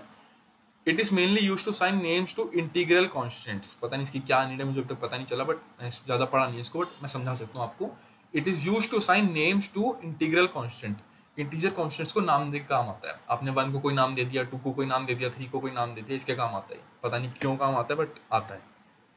The names makes a program easy to read and maintain. इसमें बेसिकली देखो हो क्या रहा है, अभी इस पे आएंगे, डिक्लेयर हो रहा है, इनिशियलाइज हो रहा है, ऑपरेट हो रहा है. पहले ये देखो, ये है इसका प्रोग्राम. आपने एक इनम बनाया वीक्स नाम का, जिसके अंदर संडे, मंडे, ट्यूसडे से लेकर सैटरडे तक. अब इसका फर्स्ट इंडेक्स की वैल्यू क्या होती है? 0. तो 0 किस में स्टोर है? संडे में. फिर उसके बाद 1 किस में स्टोर है? मंडे में. 2 किस में स्टोर है? ट्यूसडे में. और 3 किस में स्टोर है? वेडनेसडे में. बस ये हो रहा है, ये इनम यही काम कर रहा है आपका. बस जब मैंने इसको फंक्शन में यूज़ किया तो मैं क्या कर रहा हूँ? इनम वीक डे, ये, और इस डे की मैंने वैल्यू असाइन कर दी वेडनेसडे. अब वेडनेसडे में क्या आता है? 0 1 2 3. तो जब मैं इस डे को प्रिंट करूँगा तो 3 प्रिंट हो जाएगा. सिंपल. पहले आप इनम लिखेंगे, जो इनम का वेरिएबल बनाना चाहते हैं उसका नाम वीक, वेरिएबल में इसमें नाम दिया मैंने डे, और उस डे को मैंने क्या असाइन किया? वेडनेसडे. इसी में से आप कुछ असाइन कर सकते हो, तो मैंने वेडनेसडे दिया, रैंडम कुछ भी, परसेंटेज डी से उसको प्रिंट कराया तो 3 प्रिंट हुआ, क्योंकि मैंने उसमें वेडनेसडे असाइन किया. संडे किया होता तो 0 होता, मंडे किया होता तो 1 होता, इसमें ये किया तो 2 होता. ऐसे ही चलता है. बस यही हो रहा है यहाँ पे भी. डिक्लेयर कैसे कर रहे हैं? ऐसे. फिर इनिशियलाइज कैसे कर रहे हैं? ऐसे. अब देखो यहाँ पे डेज ऑफ वीक लिया मैंने इनम का नाम, तो यहाँ पे मैं डेज ऑफ वीक ही लिख रहा हूँ. समझ आ रही है ना डिफरेंस? यहाँ पे मैंने वीक लिया था तो मैं यहाँ वीक ही लिख रहा था, बस वो इनम का नाम है खाली. फिर डे इक्वल्स टू वेडनेसडे, जिसकी वैल्यू यहाँ 2 हो गई. क्यों? 0 1 2, यही है बस. इनम में बस इतना ही है और कुछ है ही नहीं. ठीक है, समझ आ गया होगा. आगे देखते हैं टाइप डेफ. टाइप डेफ कुछ नहीं है, टाइप डेफ भी एक डिराइव्ड डेटा टाइप है, जिसको आप किसी भी टाइप के डेटा टाइप्स के अलाइज बनाने के काम आती है. अलाइज मतलब उसको दूसरा नाम देने के काम आती है, ऐसा समझ लोगे. The typedef is a keyword that is used to provide existing data types with a new name. नया नाम प्रोवाइड करने के, जो पहले से कुछ डेटा टाइप्स बनी है उनको नया नाम प्रोवाइड करने के काम आती है टाइप डेफ. आप पहले टाइप डेफ लिखेंगे, एग्जिस्टिंग नेम लिखेंगे, और फिर अलाइज नेम लिखेंगे. ठीक है, ये इसका सिंटेक्स हो गया. थोड़ा कॉम्प्लिकेटेड लगता है बच्चों को, इसलिए मैंने एक सिंपल सा एग्जांपल प्रिपेयर कर रखा है, जिससे आपको बहुत आसानी से समझ आ जाएगा. देखो इसमें क्या हो रहा है. ये एक प्रोग्राम है, ये एक प्रोग्राम है, दोनों के आउटपुट भी सेम आ रहे हैं. सिर्फ मैंने एक में टाइप डेफ यूज़ किया, एक में टाइप डेफ नहीं यूज़ किया है, तो टाइप डेफ क्या कर रहा है आपको अच्छे से क्लियर हो जाएगा इस प्रोग्राम के थ्रू। ये तो यहाँ मैं टाइप डेफ नहीं यूज़ कर रहा हूँ, एक स्ट्रक्चर बनाया, उसका वेरिएबल s1 दिया, उसको 2 वैल्यू साइन की और दोनों को मैंने यहाँ पे प्रिंट करा लिया। यहाँ पे मैंने टाइप डेफ यूज़ किया। टाइप डेफ कैसे यूज़ किया? टाइप डेफ स्ट्रक्ट स्टूडेंट को stdu। अब ये जो स्ट्रक्ट स्टूडेंट है ना, ये इन दोनों वर्ड का अलाइज बन गया stud। मतलब मुझे जहाँ भी इस दो वर्ड को यूज़ करना पड़ेगा, मतलब साथ में यूज़ करना पड़ेगा, इसके बजाय मैं stdu लिखूंगा, वहाँ पे ये कंपाइलर ये समझेगा। यहाँ पे दो वैल्यूज़ को इनिशियलाइज करने के लिए मैंने क्या लिखा था? Struct student s1 equals to this. अब मैंने स्ट्रक्ट स्टूडेंट का तो अलाइज बना लिया स्टड नाम का, तो stud s1 इक्वल्स टू ये लिखूंगा, तो इसका मतलब कंपाइलर यही समझेगा। टाइप डेफ ने हमारे को ये करने में ईजी करा, ये आया टाइप डेफ हमारे इस काम आया। समझ आ गई बात? बस इन दोनों में इतना सा ही फर्क है कि मैंने यहाँ पे स्ट्रक्ट स्टूडेंट s1 लिख के डायरेक्टली इनिशियलाइज किया है, यहाँ पे स्ट्रक्ट स्टूडेंट को मैंने एक टाइप डेफ की मदद से अलाइज बनाया stud नाम का, और फिर stud s1 लिख के ऐसे वैल्यू इनिशियलाइज करी है, और सेम प्रिंट करने पे सेम चीज़ हो रही है जो यहाँ हो रही थी। ऐसे टाइप डेफ काम करता है, ऐसे मैंने स्ट्रक्ट स्टूडेंट का अलाइज बनाया stud नाम का। समझ आ रही है बात? यही था टाइप डेफ। अलाइज बनाने के काम आता है, कैसे काम आता है मैंने आपको दिखा दिया। ये मैंने आपको खाली स्ट्रक्चर में दिखाया, यूनियन, इनम, ऐसे हर जगह काम आ सकता है ये टाइप डेफ। ठीक है, आपको यहाँ तक क्लियर हो गया? आगे बढ़ते हैं फाइल हैंडलिंग पे। अब देखो फाइल हैंडलिंग में आ चुके हैं। देखो जिसने भी 2-3 या 4-5 बार प्रोग्रामिंग कोडिंग करी होगी सी में, आप अगर आपको इंटरेस्ट आ गया इसमें, आप 2-3 बार कोड कर चुके हो, तो ना आपको लगा होगा यार अब वो मज़ा नहीं आ रहा। आप कोड करते हो, वो चलता है, रिपीट करते हो, बार बार डालना पड़ता है आपको। कुछ चीज़ हो ना जो स्टोर हो सके, फिर उस पर हम दोबारा वर्क से कर सकें, तो कुछ बात बने। और जब आपको चीज़ें स्टोर कराने की नौबत आ गई ना आपको फाइल प्रोग्राम में, तब हम यूज़ आते हैं फाइल हैंडलिंग का। हम एक ऐसी फाइल बना देंगे जिसमें हम डाटा स्टोर करेंगे, और हम उसके थ्रू ही प्रोग्राम्स को एक्सेस करते रहेंगे, उसके डाटा को चेंज करते रहेंगे, और जब हम दोबारा प्रोग्राम रन करें तो हम पे कुछ हो पहले से जो हमने लास्ट टाइम किया हो। ये सब करने का काम आता है फाइल हैंडलिंग। अब आप जो डाटा डालोगे या करोगे वो सेव कर पा रहे हो आप, तो आप फाइल हैंडलिंग के थ्रू आप जब आप प्रोग्राम बनाओगे आपको और मजा आएगा। ट्राई जरूर करना एक बार। अब फाइल हैंडलिंग में आगे बढ़ते हैं। File handling in see the process in which you create, open, read, right and close operations on a file. अभी किस काम आता है? रीयूजेबिलिटी के, पोर्टेबिलिटी के, स्टोरेज कैपेसिटी के। रीयूजेबिलिटी मतलब आपने कुछ प्रोग्राम में किया, वो फिर स्टोर रह गया ना वो, तो जब आप दोबारा उसको यूज़ करने आओगे तो आप उसको वहीं से दोबारा एक्सेस कर सकते हो। ये रीयूजेबिलिटी हो गई। पोर्टेबिलिटी मतलब आप उसमें डाटा स्टोर करा पा रहे हो, वो डाटा अलग अलग डिवाइस के थ्रू एक्सेस कर पा रहे हो, फाइल्स ट्रांसफर कर पा रहे हो, इसलिए वो पोर्टेबल हो गया। मतलब ये तो थ्योरेटिकल डिफाइंस है, बट आप कहने का मतलब समझ गए ना मेरा, कि जब आप डाटा स्टोर कर सकते हो आप क्या क्या कर सकते हो। ये एडवांटेज आप खुद भी लिख सकते हो, फिर भी मैंने आपको 3 लिख के यहाँ पे दिखाई हुई है।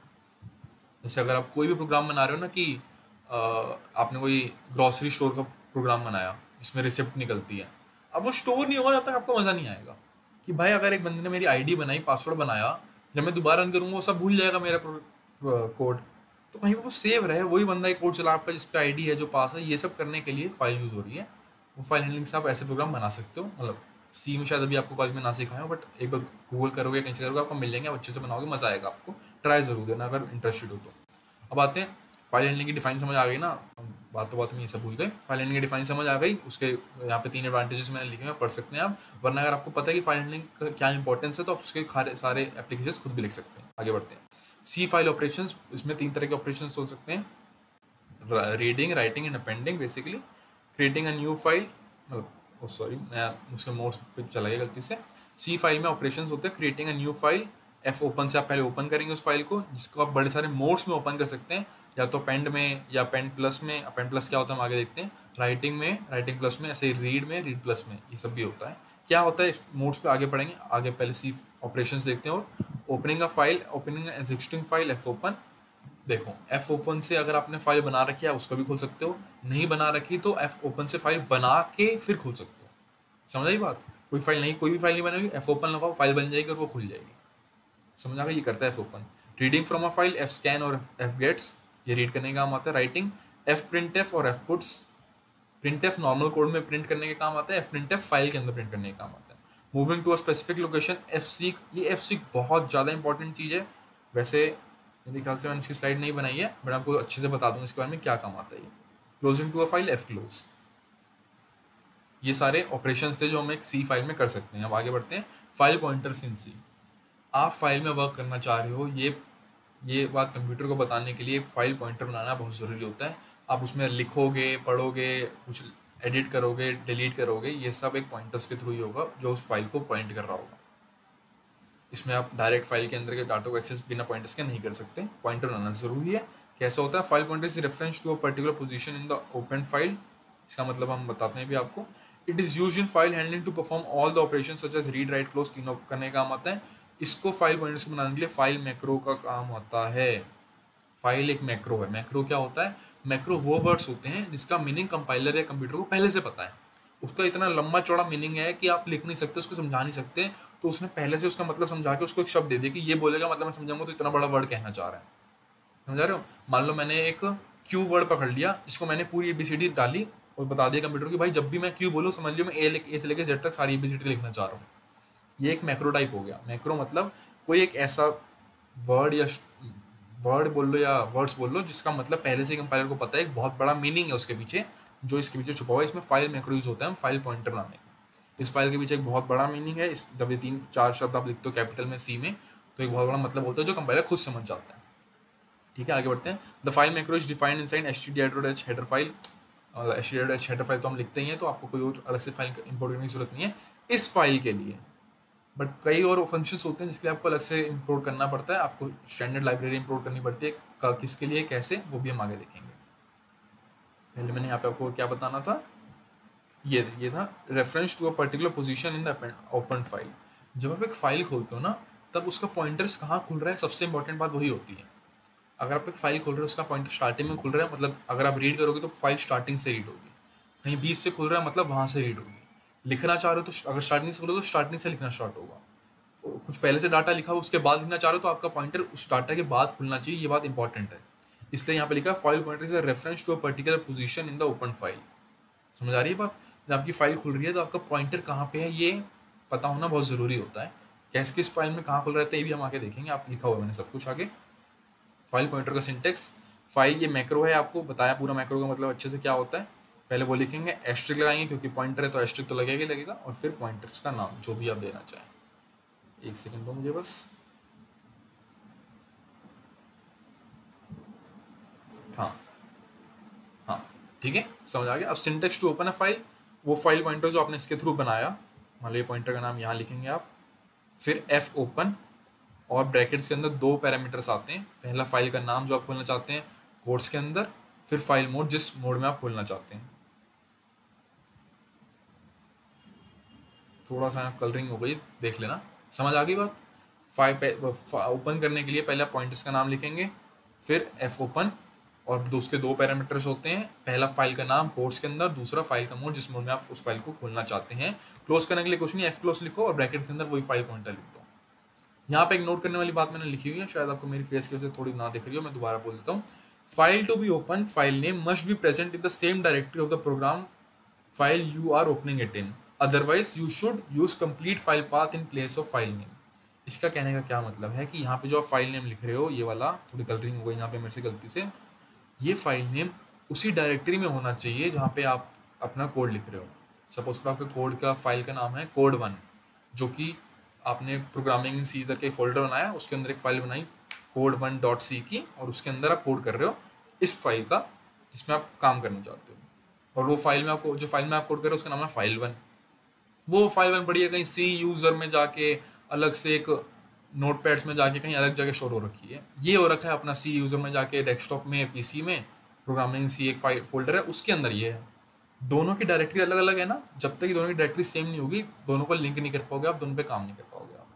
अगर आप दोनों की डायरेक्टरी अलग है, सेम नहीं करना चाहते, तो उसका सोल्यूशन ये है, आप उस फाइल का पूरा एड्रेस उठाओ जो आता है ना c.user करके, वो पूरा एड्रेस उठाओ और फाइल नेम में यहाँ पे पुट कर दो, तब वो उसको एक्सेस कर पाएगा। वरना अच्छी क्या बोलते हैं, अच्छी हैबिट यही रहेगी कि आप फाइल उसी डायरेक्टरी में बनाएं, उसी डायरेक्टरी में उसको स्टोर रखें जहाँ पे आप प्रोग्राम बनाते हैं, तभी आप उन पर एक्सेस कर पाओगे। कई बार अगर आपने कंप्यूटर लैब में अपने प्रोग्रामिंग सी कोड लिखा हो तो उसमें भी ये दिक्कत आती है। कई बार बच्चों को समझ ही नहीं आता कि प्रॉब्लम क्यों हो रही है, उसमें वर्क क्यों नहीं हो रहा, क्योंकि वो दोनों फाइल सेम उसमें नहीं होती डायरेक्टरी में। अगर आप एफ ओपन से फाइल क्रिएट भी उसी कोडिंग के थ्रू कर रहे हैं तो वो उसी डायरेक्टरी में बन जाती है, तब आपको आसानी होती है। ठीक है, अब देखो फाइल मोड्स, बड़े सारे मोड्स में फाइल को ओपन कर सकते हो। आर है, आर बी है, डब्ल्यू डब्ल्यू बी, इन सबका क्या मतलब है देखते हैं। आर मतलब रीड मोड में खोल रहे हो, मतलब खाली फाइल को आप रीड कर पाओगे। उसके अंदर आप लिख नहीं पाओगे, मतलब कुछ डाटा ऐड नहीं कर पाओगे उसके अंदर, समझ रहे हो? खाली जो उसके अंदर डाटा है वो रीड कर पाओगे, प्रिंट कर पाओगे वो सारा डाटा।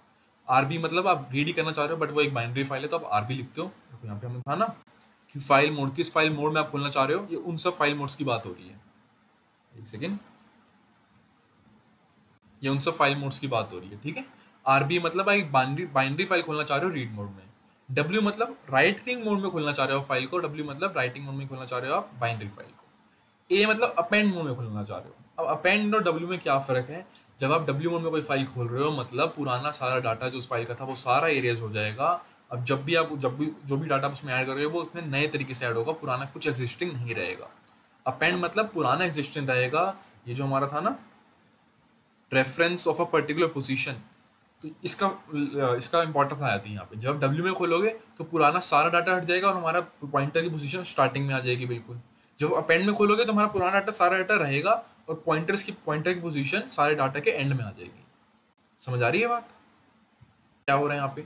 ऐसे ए बी मतलब बाइनरी फाइल खोलना चाह रहे हो आप अपेंड मोड में, पुराना डाटा स्टोर रखना चाह रहे हो, उसमें ऐड करना चाह रहे हो। आर प्लस मतलब राइटिंग और रीडिंग मोड दोनों में खोलना चाह रहे हो। आर बी प्लस मतलब आपको समझ आ गया होगा अभी तक, राइटिंग रीडिंग मोड दोनों, बट बाइनरी फाइल है। सिमिलरली इस सबके मीनिंग भी आपको समझ आ जाएंगे। डब्ल्यू प्लस मतलब रीडिंग एंड राइटिंग दोनों, ए प्लस मतलब अपेंडिंग एंड रीडिंग दोनों।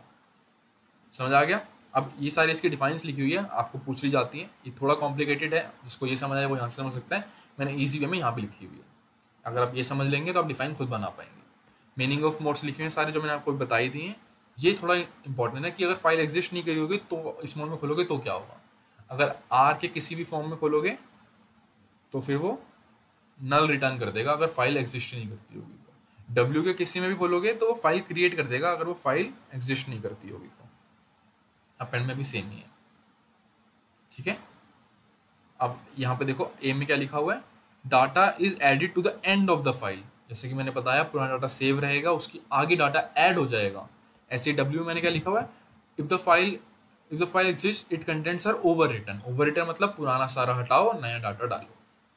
ये है डब्ल्यू और ए में फ़र्क। जहाँ पे बी आ जाएगा मतलब बाइनरी फाइल की बात हो रही है। सारे मोड्स आपके यहाँ तक क्लियर हो गए होंगे और अब आप इनकी डिफाइंस भी खुद लिख पाएंगे। जहाँ आर आ गया मतलब फाइल एग्जिस्ट नहीं करती, मतलब वहाँ पे रिटर्न हो जाएगा नल।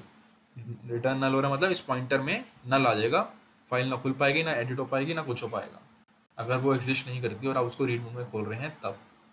क्लियर? डब्ल्यू में फाइल बना देता है, अपेंड में भी वो फाइल बना देता है अगर एग्जिस्ट नहीं कर रही होती तो। आगे बढ़ते हैं।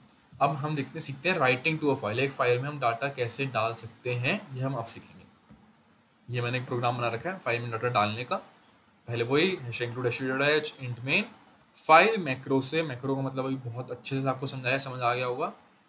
ये एस्ट्रिक fptr से पॉइंटर बनाया, फाइल पॉइंटर बनाया, उससे मैंने फाइल ओपन करी। कैसे ओपन करते हैं अभी उसका सिंटैक्स देखा ही था हमने।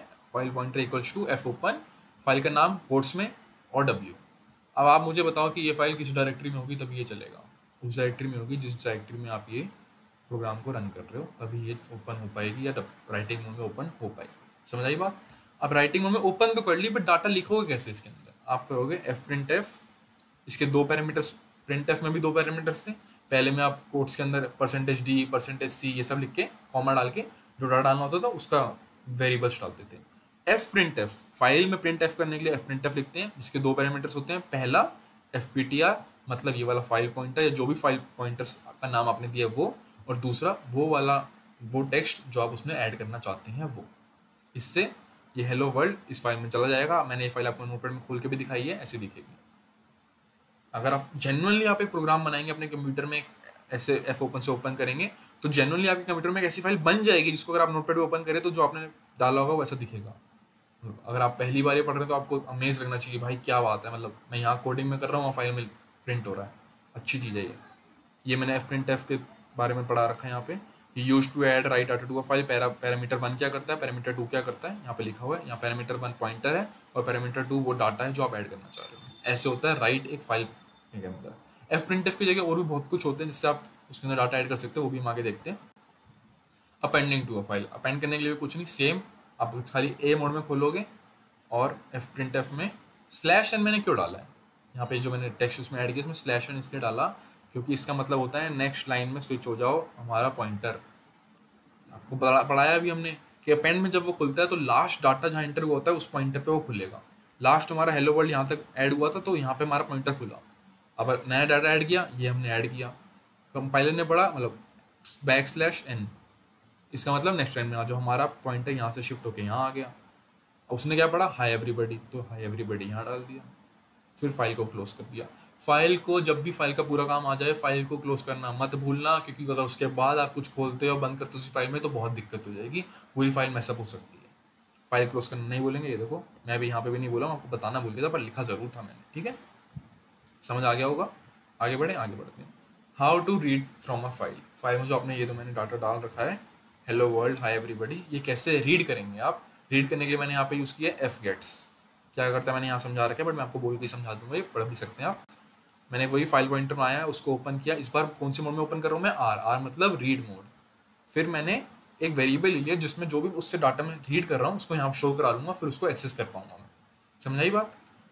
मैंने वो ये ले लिया, फिर मैंने पहले तो चेक किया कि जो मेरा फाइल पॉइंटर है वो नल तो नहीं है, नल क्यों नहीं है, मैं क्यों चेक किया, क्योंकि हो सकता है फाइल बनी ही ना हो, एग्जिस्ट ही ना करती हो। ये चेक करने के लिए फाइल पॉइंटर नल है कि नहीं ये चेक किया, अगर है तो not able to open the file, ये आ जाए। मैंने बताया था ना कि फाइल एग्जिस्ट नहीं करती होगी तो फाइल पॉइंटर के अंदर क्या आ जाएगा, नल। तो अगर उसके अंदर नल है मतलब फाइल एग्जिस्ट नहीं करती, तो ये प्रिंट कर दो कि भाई हम नहीं खोल पा रहे फाइल को, कुछ मंगाए। अगर एग्जिस्ट करती है तो एल्स, तो हम उसका डाटा रीड करेंगे। रीड करने के लिए मैंने क्या यूज़ किया यहाँ पे fgets। अब यहाँ पे ध्यान देने वाली बात यह है कि वाइल fgets, ये किया मैंने, इसका क्या मतलब बताता हूँ अभी। printf %s mystring, इसमें क्या हो रहा है, fgets फंक्शन आपकी ये नोटपैड वाली फाइल खोलेगा। इसके 3 पैरामीटर्स होते हैं, पैरा 1, पैरा 2, पैरा 3। पहला पैरामीटर वो वाला वेरिएबल जिसमें आप डाटा जो रीड कर रहे हो वो स्टोर कराना चाहते हो, मैंने यहाँ mystring बनाया था तो मैंने वो लिया।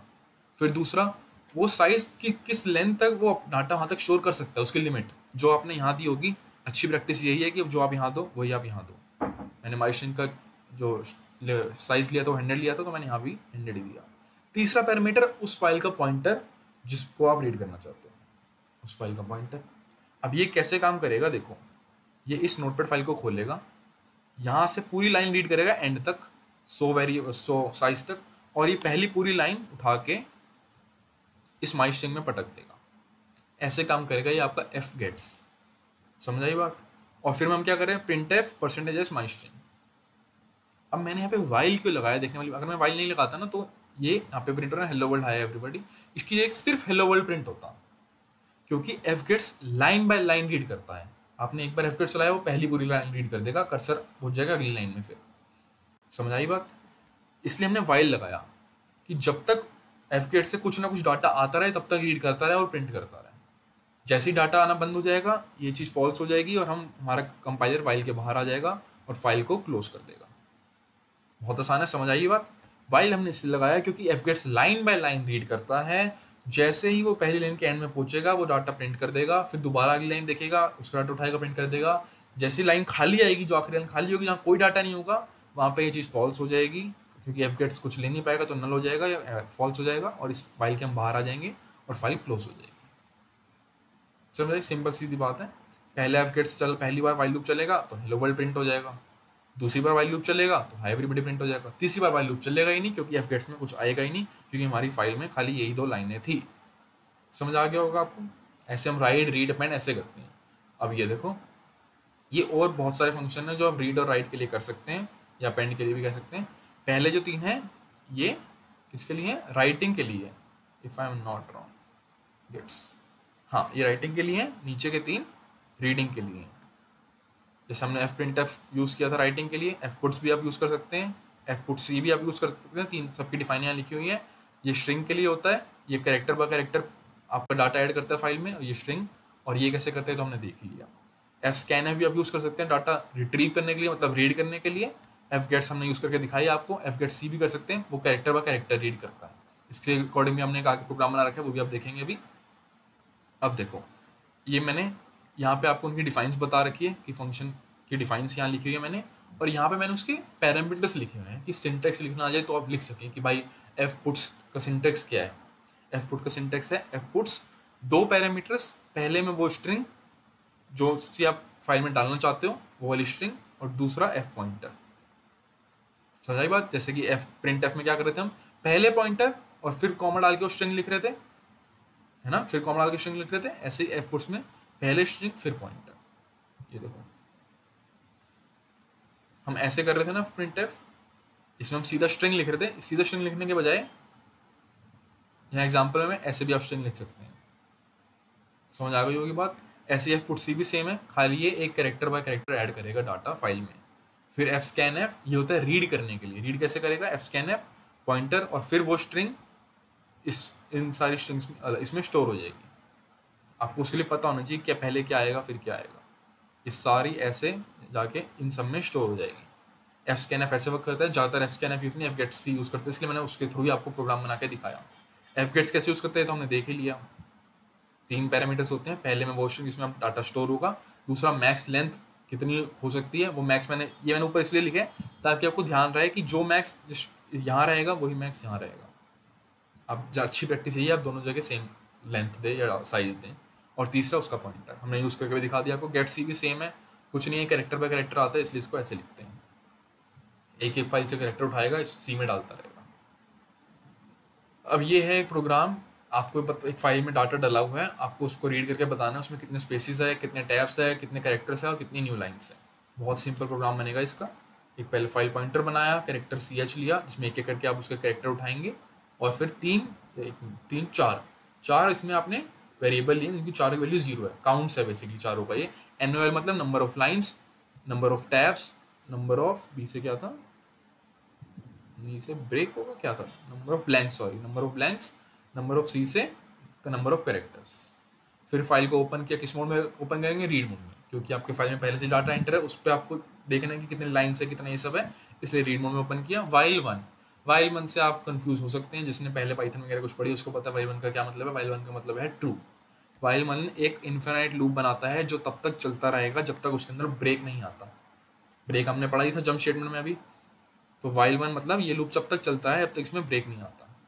तो उसमें हमने क्या किया, CH equal to fget CFP, मतलब फाइल पॉइंट, ये हमने ये पढ़ा ना। fget C क्या कर रहा था, एक एक कैरेक्टर उठा के ला रहा था फाइल से, और रीड मोड में खोलिए तो पॉइंटर सबसे पहले स्टार्टिंग में होगा, एंड तक जब तक जितना भी उसमें डाटा सारा रीड करता रहेगा। समझ आई बात?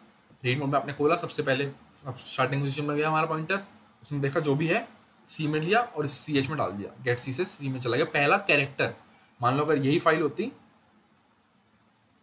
कंप्यूटर अटक गया, देखो चल गया। मान लो यही फाइल होती तो पहला कैरेक्टर H जाता सबसे पहले सी में, उसके बाद E जाता, क्योंकि वाइल है तो बार बार चल रहा है ना फंक्शन, तो बार बार H E L L ऐसे एक एक करके सब जाते रहते हैं। ऐसे पहला कैरेक्टर जाएगा तो हम पहले कैरेक्टर जाते ही पहले चेक करेंगे वो EOF है नहीं। EOF का मतलब होता है एंड ऑफ फाइल। जैसे ही फाइल खत्म हो जाएगी CH EOF हो जाएगा। अगर ये मैच कर गया मतलब हमारी फाइल खत्म हो गई, सारा डाटा रीड कर लिए तो ब्रेक हो जाए। इसलिए हमने ये लगा रखा है कि पहले चेक करने के लिए जहाँ फाइल खत्म होगी वो लिखना सबसे पहले ज़रूरी है। वो किया। अगर नहीं हो रही मतलब कोई ना कोई कैरेक्टर तो आया है, चाहे ब्लैंक आया है, चाहे ABCD आई है, चाहे स्पेस आई है, वो कैरेक्टर तो कोई ना कोई आया है, तो हमने कहा कैरेक्टर में 1 प्लस कर दो। इसका मतलब पता ही होगा आपको। उसके बाद हमने कैरेक्टर को सबसे मैच कर लिया। ब्लैंक है तो NOB बढ़ा दें, और नेक्स्ट लाइन का कैरेक्टर है तो NOL बढ़ा दें, और अगर टैब स्पेस का कैरेक्टर है तो NOT बढ़ा दें। समझ आ रही है बात? जब नेक्स्ट लाइन में जाते हो ना तो डाटा जब हमारा कैरेक्टर रीड हो रहा होगा वो \n रीड करेगा। इसलिए जब CH में \n आएगा मतलब आप नेक्स्ट लाइन में गए हो तो NOL नंबर ऑफ लाइन्स को इंक्रीज कर देगा। फिर वो मैंने यहाँ पे प्रिंट करा लिया। फाइल क्लोज करने के बाद, फाइल क्लोज करना कभी मत भूलना। समझ आ गया होगा अभी तक आपको? बहुत आसान है। प्रोग्राम दोबारा रीड करेंगे खुद से आप, या खुद बनाने का ट्राई करेंगे, समझ और अच्छे से आ जाएगा। अब है स्कोप ऑफ वेरिएबल। इसमें हम मेरे ख्याल से यूनिट 2 में भी डिस्कस कर चुके हैं if I am not wrong, या फिर जब मैंने यूनिट 2 के अलग से लेक्चर्स बनाए थे तब उसमें होगा। स्कोप ऑफ लेक्चर सबसे अच्छी और बढ़िया चीज़ है और आसान चीज़ है समझने के लिए। ग्लोबल स्कोप और लोकल स्कोप होता है। लोकल स्कोप मतलब वेरिएबल्स की लिमिट एक ब्लॉक के अंदर है खाली। ग्लोबल स्कोप का मतलब है कि आप उस वेरिएबल को पूरे ब्रह्मांड में, पूरे प्रोग्राम में कहीं भी एक्सेस करो वो चलेगा। समझ आई बात? ये उसका डिफरेंस लिखा हुआ है दोनों में, लाइन से लिखी हुई है, ये आप पढ़ सकते हैं, मैंने आपको मतलब समझा दिया। ग्लोबल का मतलब है पूरे ब्रह्मांड में, पूरे प्रोग्राम में कहीं भी उस वेरिएबल को आप एक्सेस करो वो चलेगा, वो आपको मना नहीं बोलेगा कि मैं एक्सेस नहीं कर सकते आप। लोकल का मतलब है एक ब्लॉक के अंदर आपने उस वेरिएबल डिफाइन कर रखा है, उसी ब्लॉक के अंदर आप उसको एक्सेस कर सकते हो, चेंज कर सकते हो, ऐड कर सकते हो। उस ब्लॉक के बाहर कोई नहीं जानता उसको। समझ आई बात? ये देखो प्रोग्राम, यहाँ पे मैंने int a = 5 जो है मेन के बाहर और किसी भी फंक्शन के अंदर नहीं बनाया है, किसी फंक्शन के अंदर नहीं है और मेन फंक्शन के भी एटलीस्ट बाहर है। तो इसका स्कोप क्या होगा? ग्लोबल स्कोप का होगा। ये पाइथन में ग्लोबल भी लिखते हैं ग्लोबल बताने के लिए, बट इसमें आप डायरेक्टली ऐसा लिख सकते हो, खाली हैशटैग इंक्लूड वाले इंडेंटेशन पे होना चाहिए ये, और मेन के बाद किसी फंक्शन के अंदर नहीं होना चाहिए, बेसिकली सिंपल सीधा बात है। मेन फंक्शन के अंदर तो बिल्कुल नहीं होना चाहिए और किसी भी फंक्शन के अंदर नहीं होना चाहिए। अगर किसी फंक्शन के अंदर नहीं है तो उसका स्कोप क्या है, ग्लोबल। अब देखो इसका ग्लोबल स्कोप है, तो आप क्या कर रहे हो, इस फंक्शन के अंदर आप ए प्रिंट कर रहे हो, फिर ए की वैल्यू को 10 चेंज करके डिस्प्ले फंक्शन कॉल कर रहे हो, और फिर डिस्प्ले के अंदर भी ए को प्रिंट कर रहे हो। इससे क्या हो रहा है, पहले 5 प्रिंट हो रहा है, फिर 10 प्रिंट हो रहा है। यहाँ मैंने देखो क्या किया, मैं इसको इस मेन फंक्शन के अंदर ले आया। अब मैंने इसको प्रिंट किया, फिर इसकी वैल्यू चेंज करी और डिस्प्ले के अंदर इसको प्रिंट किया। डिस्प्ले के अंदर ये प्रिंट ही नहीं हुआ, क्योंकि ये डिस्प्ले वाले ब्लॉक पे इसका एक्सेस ही नहीं है।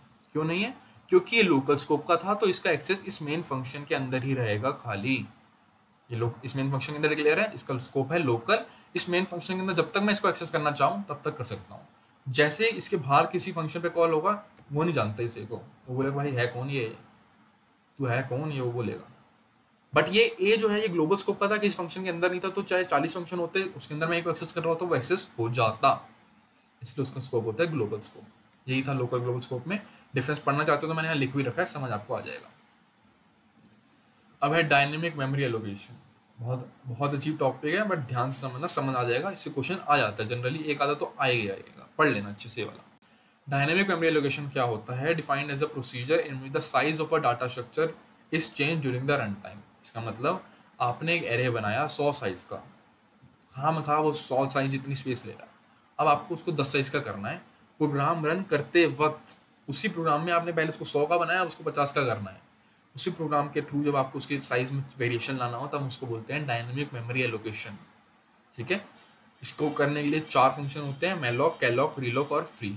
ये चारों स्टैंडर्ड लाइब्रेरी फंक्शंस होते हैं, तो ये फाइल इंपोर्ट करना मत भूल जाना जब भी ये चारों फंक्शंस यूज़ कर रहे होगे। याद से जब भी चारों में से कोई भी यूज़ हो रहा हो, ये फाइल को इंक्लूड करना ही है। समझ आई बात, आगे बढ़ते हैं। मैलॉक कैसे काम करता है, इस मतलब आप पढ़ने जाओगे ना बहुत ज़्यादा थियोरेटिकल और याद करने मुश्किल टॉपिक्स हैं ये सारे, मैलॉक कैलॉक। तो आप इसके एक एक डिफाइन और एक एक एग्जांपल याद करना है ना कि कैसे हो रहा है, या सिंटेक्स याद कर जाना, खाली डिफाइन और सिंटेक्स अच्छे से, इससे ज़्यादा नहीं आएगा, प्रोग्राम बनाने को तो नहीं आएगा। ठीक है, मैलॉक होता है मेमोरी एलोकेशन। पहला पॉइंट आप ये लिख सकते हैं, फिर दूसरा पॉइंट आप इसमें लिखना, मैलॉक को लिखना इट इज़ मेमोरी एलोकेशन। दूसरा पॉइंट में आप लिखना it is used to dynamically allocate a single large block. Single large block को मैंने इसलिए हाईलाइट कर रखा है क्योंकि कैलॉक और मैलॉक में मेनली ये डिफरेंस है। ठीक है, of memory with the specified size. Syntax क्या है, एक पॉइंटर लेंगे, इसको कुछ लिखेंगे जिस टाइप का डाटा आप कास्ट करना चाहते हैं वो, फिर मैलॉक और ब्रैकेट में साइज जो आप उसमें चेंज करना चाहते हैं या ऐड करना चाह रहे हैं। समझ आई बात, यहाँ पर मैंने लिख के दिखा रखा है। इंट का पॉइंटर बनाया जिसके अंदर इंट एस्टिक जो कास्ट टाइप है वो, मैलॉक मतलब मेमोरी में ऐड करना चाह रहे हैं 5 इंटू साइज ऑफ इंट। अब क्योंकि क्या बोलते हैं यहाँ पे आप बाइट साइज में खाली 32 42 आप अपने हिसाब से भी दे सकते थे, मतलब 30 बिट्स 45 बिट्स अपने हिसाब से दे सकते थे आप, बट मुझे 5 इंटीजर ऐड करने हैं, 5 इंटीजर की स्पेस बनानी है, तो मैंने ऐसे लिखा यहाँ पे 5 into size of integer. Kellogg में भी सेम ये चीज़ होती है, बस कॉमा आ जाता है। कैसे देखो, इससे क्या होगा, देखो पॉइंटर में कैसे 20 स्पेस की खाली जगह बन जाएगी, ये होगा इससे। अब कैलॉग में क्या होता है ये देखो, कैलॉग और कंटिन्यूअस एलोकेशन, इसको मैलॉक मेमोरी एलोकेशन बोलते हैं, कैलॉग को कंटिन्यूअस एलोकेशन बोलते हैं। क्यों, क्योंकि कैलॉग सिंगल ब्लॉक नहीं ऐड करता, बड़े सारे ब्लॉक ऐड करता है, और वो कंटिन्यूअस एड्रेस पे ऐड करता है, इसलिए कंटिन्यूअस एलोकेशन बोलते हैं। मेरा टंग स्लिप हो रही है थोड़ी, आपको समझ आ गया होगा। Used to dynamically allocate the specified number of blocks. Dynamically allocate the specified number of blocks of memory in the specified type. Same malloc calloc same है, खाली मैलॉक सिंगल ब्लॉक ऐड करता है, कैलॉग मल्टीपल ब्लॉक्स ऐड करता है। It is very much similar to malloc, it initialize each block with the default value 0। हाँ, ये थोड़ा सा डिफरेंस है, मैलॉक कुछ डिफॉल्ट वैल्यू ऐड नहीं करता, कैलॉग डिफॉल्ट वैल्यू दे देता है हर ब्लॉक को 0। समझ आई बात, जैसे ये देखो, और इसमें 2 पैरामीटर्स होते हैं, क्योंकि आपने एक में आप साइज बताएंगे, दूसरे में आपने कितने ब्लॉक्स उसके ऐड करने हैं वो बताएंगे। जैसे कि यहाँ पे 5 इंटू साइज ऑफ हो रहा था ना, बेसिकली 5 ब्लॉक ऐड करने थे आपको इतने साइज के, तो आपने क्या किया, इतना बड़ा साइज बता दिया उसको। इसमें आप अलग अलग करके बताएंगे, 5 बताया आपने कि 5 ब्लॉक ऐड करने, कॉमा साइज बता दिया आपको, तो इस साइज के 5 ब्लॉक को बना देगा ऐसे। सब में डिफॉल्ट वैल्यू 0 डालेगा क्योंकि कैलॉग से बनाए होंगे आपने। ये है कैलॉग और मैलॉक, इसके अलावा कुछ भी नहीं है, बस यही है मैलॉक कैलॉग में। प्रोग्राम बनाने को नहीं आता है, सिंटेक्स यहाँ पे लिखा ही हुआ है। अच्छे से। एन और एन क्या है, नंबर ऑफ एलिमेंट्स, और एलिमेंट साइज क्या है, size of each element. 5 element add करने थे तो 5 लिखा, कितने साइज के, चारों इंट थे, पांचों इंट थे तो साइज ऑफ इंट लिख दिया। समझ आ गया होगा। फ्री, फ्री मतलब आपने कुछ मेमोरी एलोकेट कर दी है बट आप चाहते हैं उसको फ्री कर दो, अब मुझे ना स्टोरेज में स्पेस नहीं रखनी है, मैं चाहता हूँ वो फ्री हो जाए, तो आप फ्री यूज़ करते हैं। It is use to dynamically deallocate, deallocate के लिए काम आती है ये फ्री में, बस ये वर्ड लिखना उसकी डिफाइन में ज़रूरी है, ठीक है। जिस मेमोरी जो मैलॉक और कैलॉक से मेमोरी आपने बनाई होती है उसको फ्री करने के काम आता है ये फ्री। वेस्टेज ऑफ मेमोरी से बचाता है, इसका सिंटेक्स ये दे रखा है।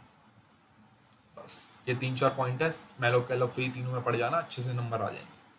आगे बढ़ते हैं। रीएलोक, रीएलोक मतलब आपने कुछ मैलॉक कैलॉक में से कुछ मेमोरी एलोकेट करी, अब आप उसको चेंज करना चाहते हैं। पहले आपने 10 बाइट की मतलब 10 ब्लॉक की दे दी थी, अब आप उसको 1 ब्लॉक का करना चाह रहे हैं, या 40 बाइट्स की दे दी थी, उसको 20 बाइट्स का करना चाह रहे हैं, ये सब रीएलोक करता है। रीएलोक मतलब रीएलोकेशन।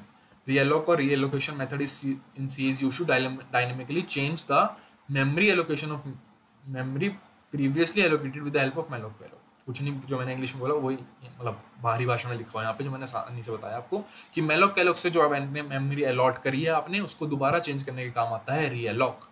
आपको डिफाइन समझी होगी तो खुद लिख पाओगे इंग्लिश में। इसका सिंटेक्स ये दे रखा है, कुछ नहीं करना, पीटीआर लिखना है, रीअलॉक करना है, और जो पहले आपने जिस पॉइंटर के थ्रू क्या बोलते हैं, जिस पॉइंटर के थ्रू आपने पहले मेमोरी एलोकेट करी थी वो पॉइंटर लिखना है, और वो साइज नया साइज दे देना है जो आपने उसमें चेंज लाना था। ये लिखा है ना, न्यू साइज, बस वही हो रहा है। अब ये ध्यान रखना पॉइंटर सेम लिखना है यहाँ पे, ताकि तभी उसी पॉइंटर में चेंज हो पाएगा। समझ आ रही है बात? ओके, बस यही था। आखिरी में आपका लास्ट नोट है कि जब भी इनमें से कोई भी फंक्शंस आप यूज़ करें तो प्लीज़ ये फाइल इंक्लूड करना मत भूलना प्रोग्राम में। मैं तो कहता हूँ जहाँ फाइल हैंडलिंग का क्वेश्चन दिखे, चाहे आप इनमें से कुछ यूज़ कर रहे हैं नहीं कर रहे, ये लिखाना, कोई कुछ नहीं बोलेगा। ज़्यादा लिखने के नंबर कटते नहीं है, बट कम लिखने के कट जाते, तो लिखा देना, तो कोई दिक्कत की बात नहीं है। जहाँ भी ये सारे में से कुछ भी यूज़ कर रहे हो, ये लिखना मत भूलना। आपने शायद कोई भी बड़े सारे प्रोग्राम अगर आप देख रहे हो बाहर से, तो उसमें आपको ये फंक्शन भी दिख जाएगा कई जगह, बट आपको शायद ना बताया हो कि वो इस फाइल का फंक्शन है, तो लिखना ज़रूर, ठीक है। ये यूनिट में इतना ही था। अब हम पढ़ेंगे यूनिट 4 आगे।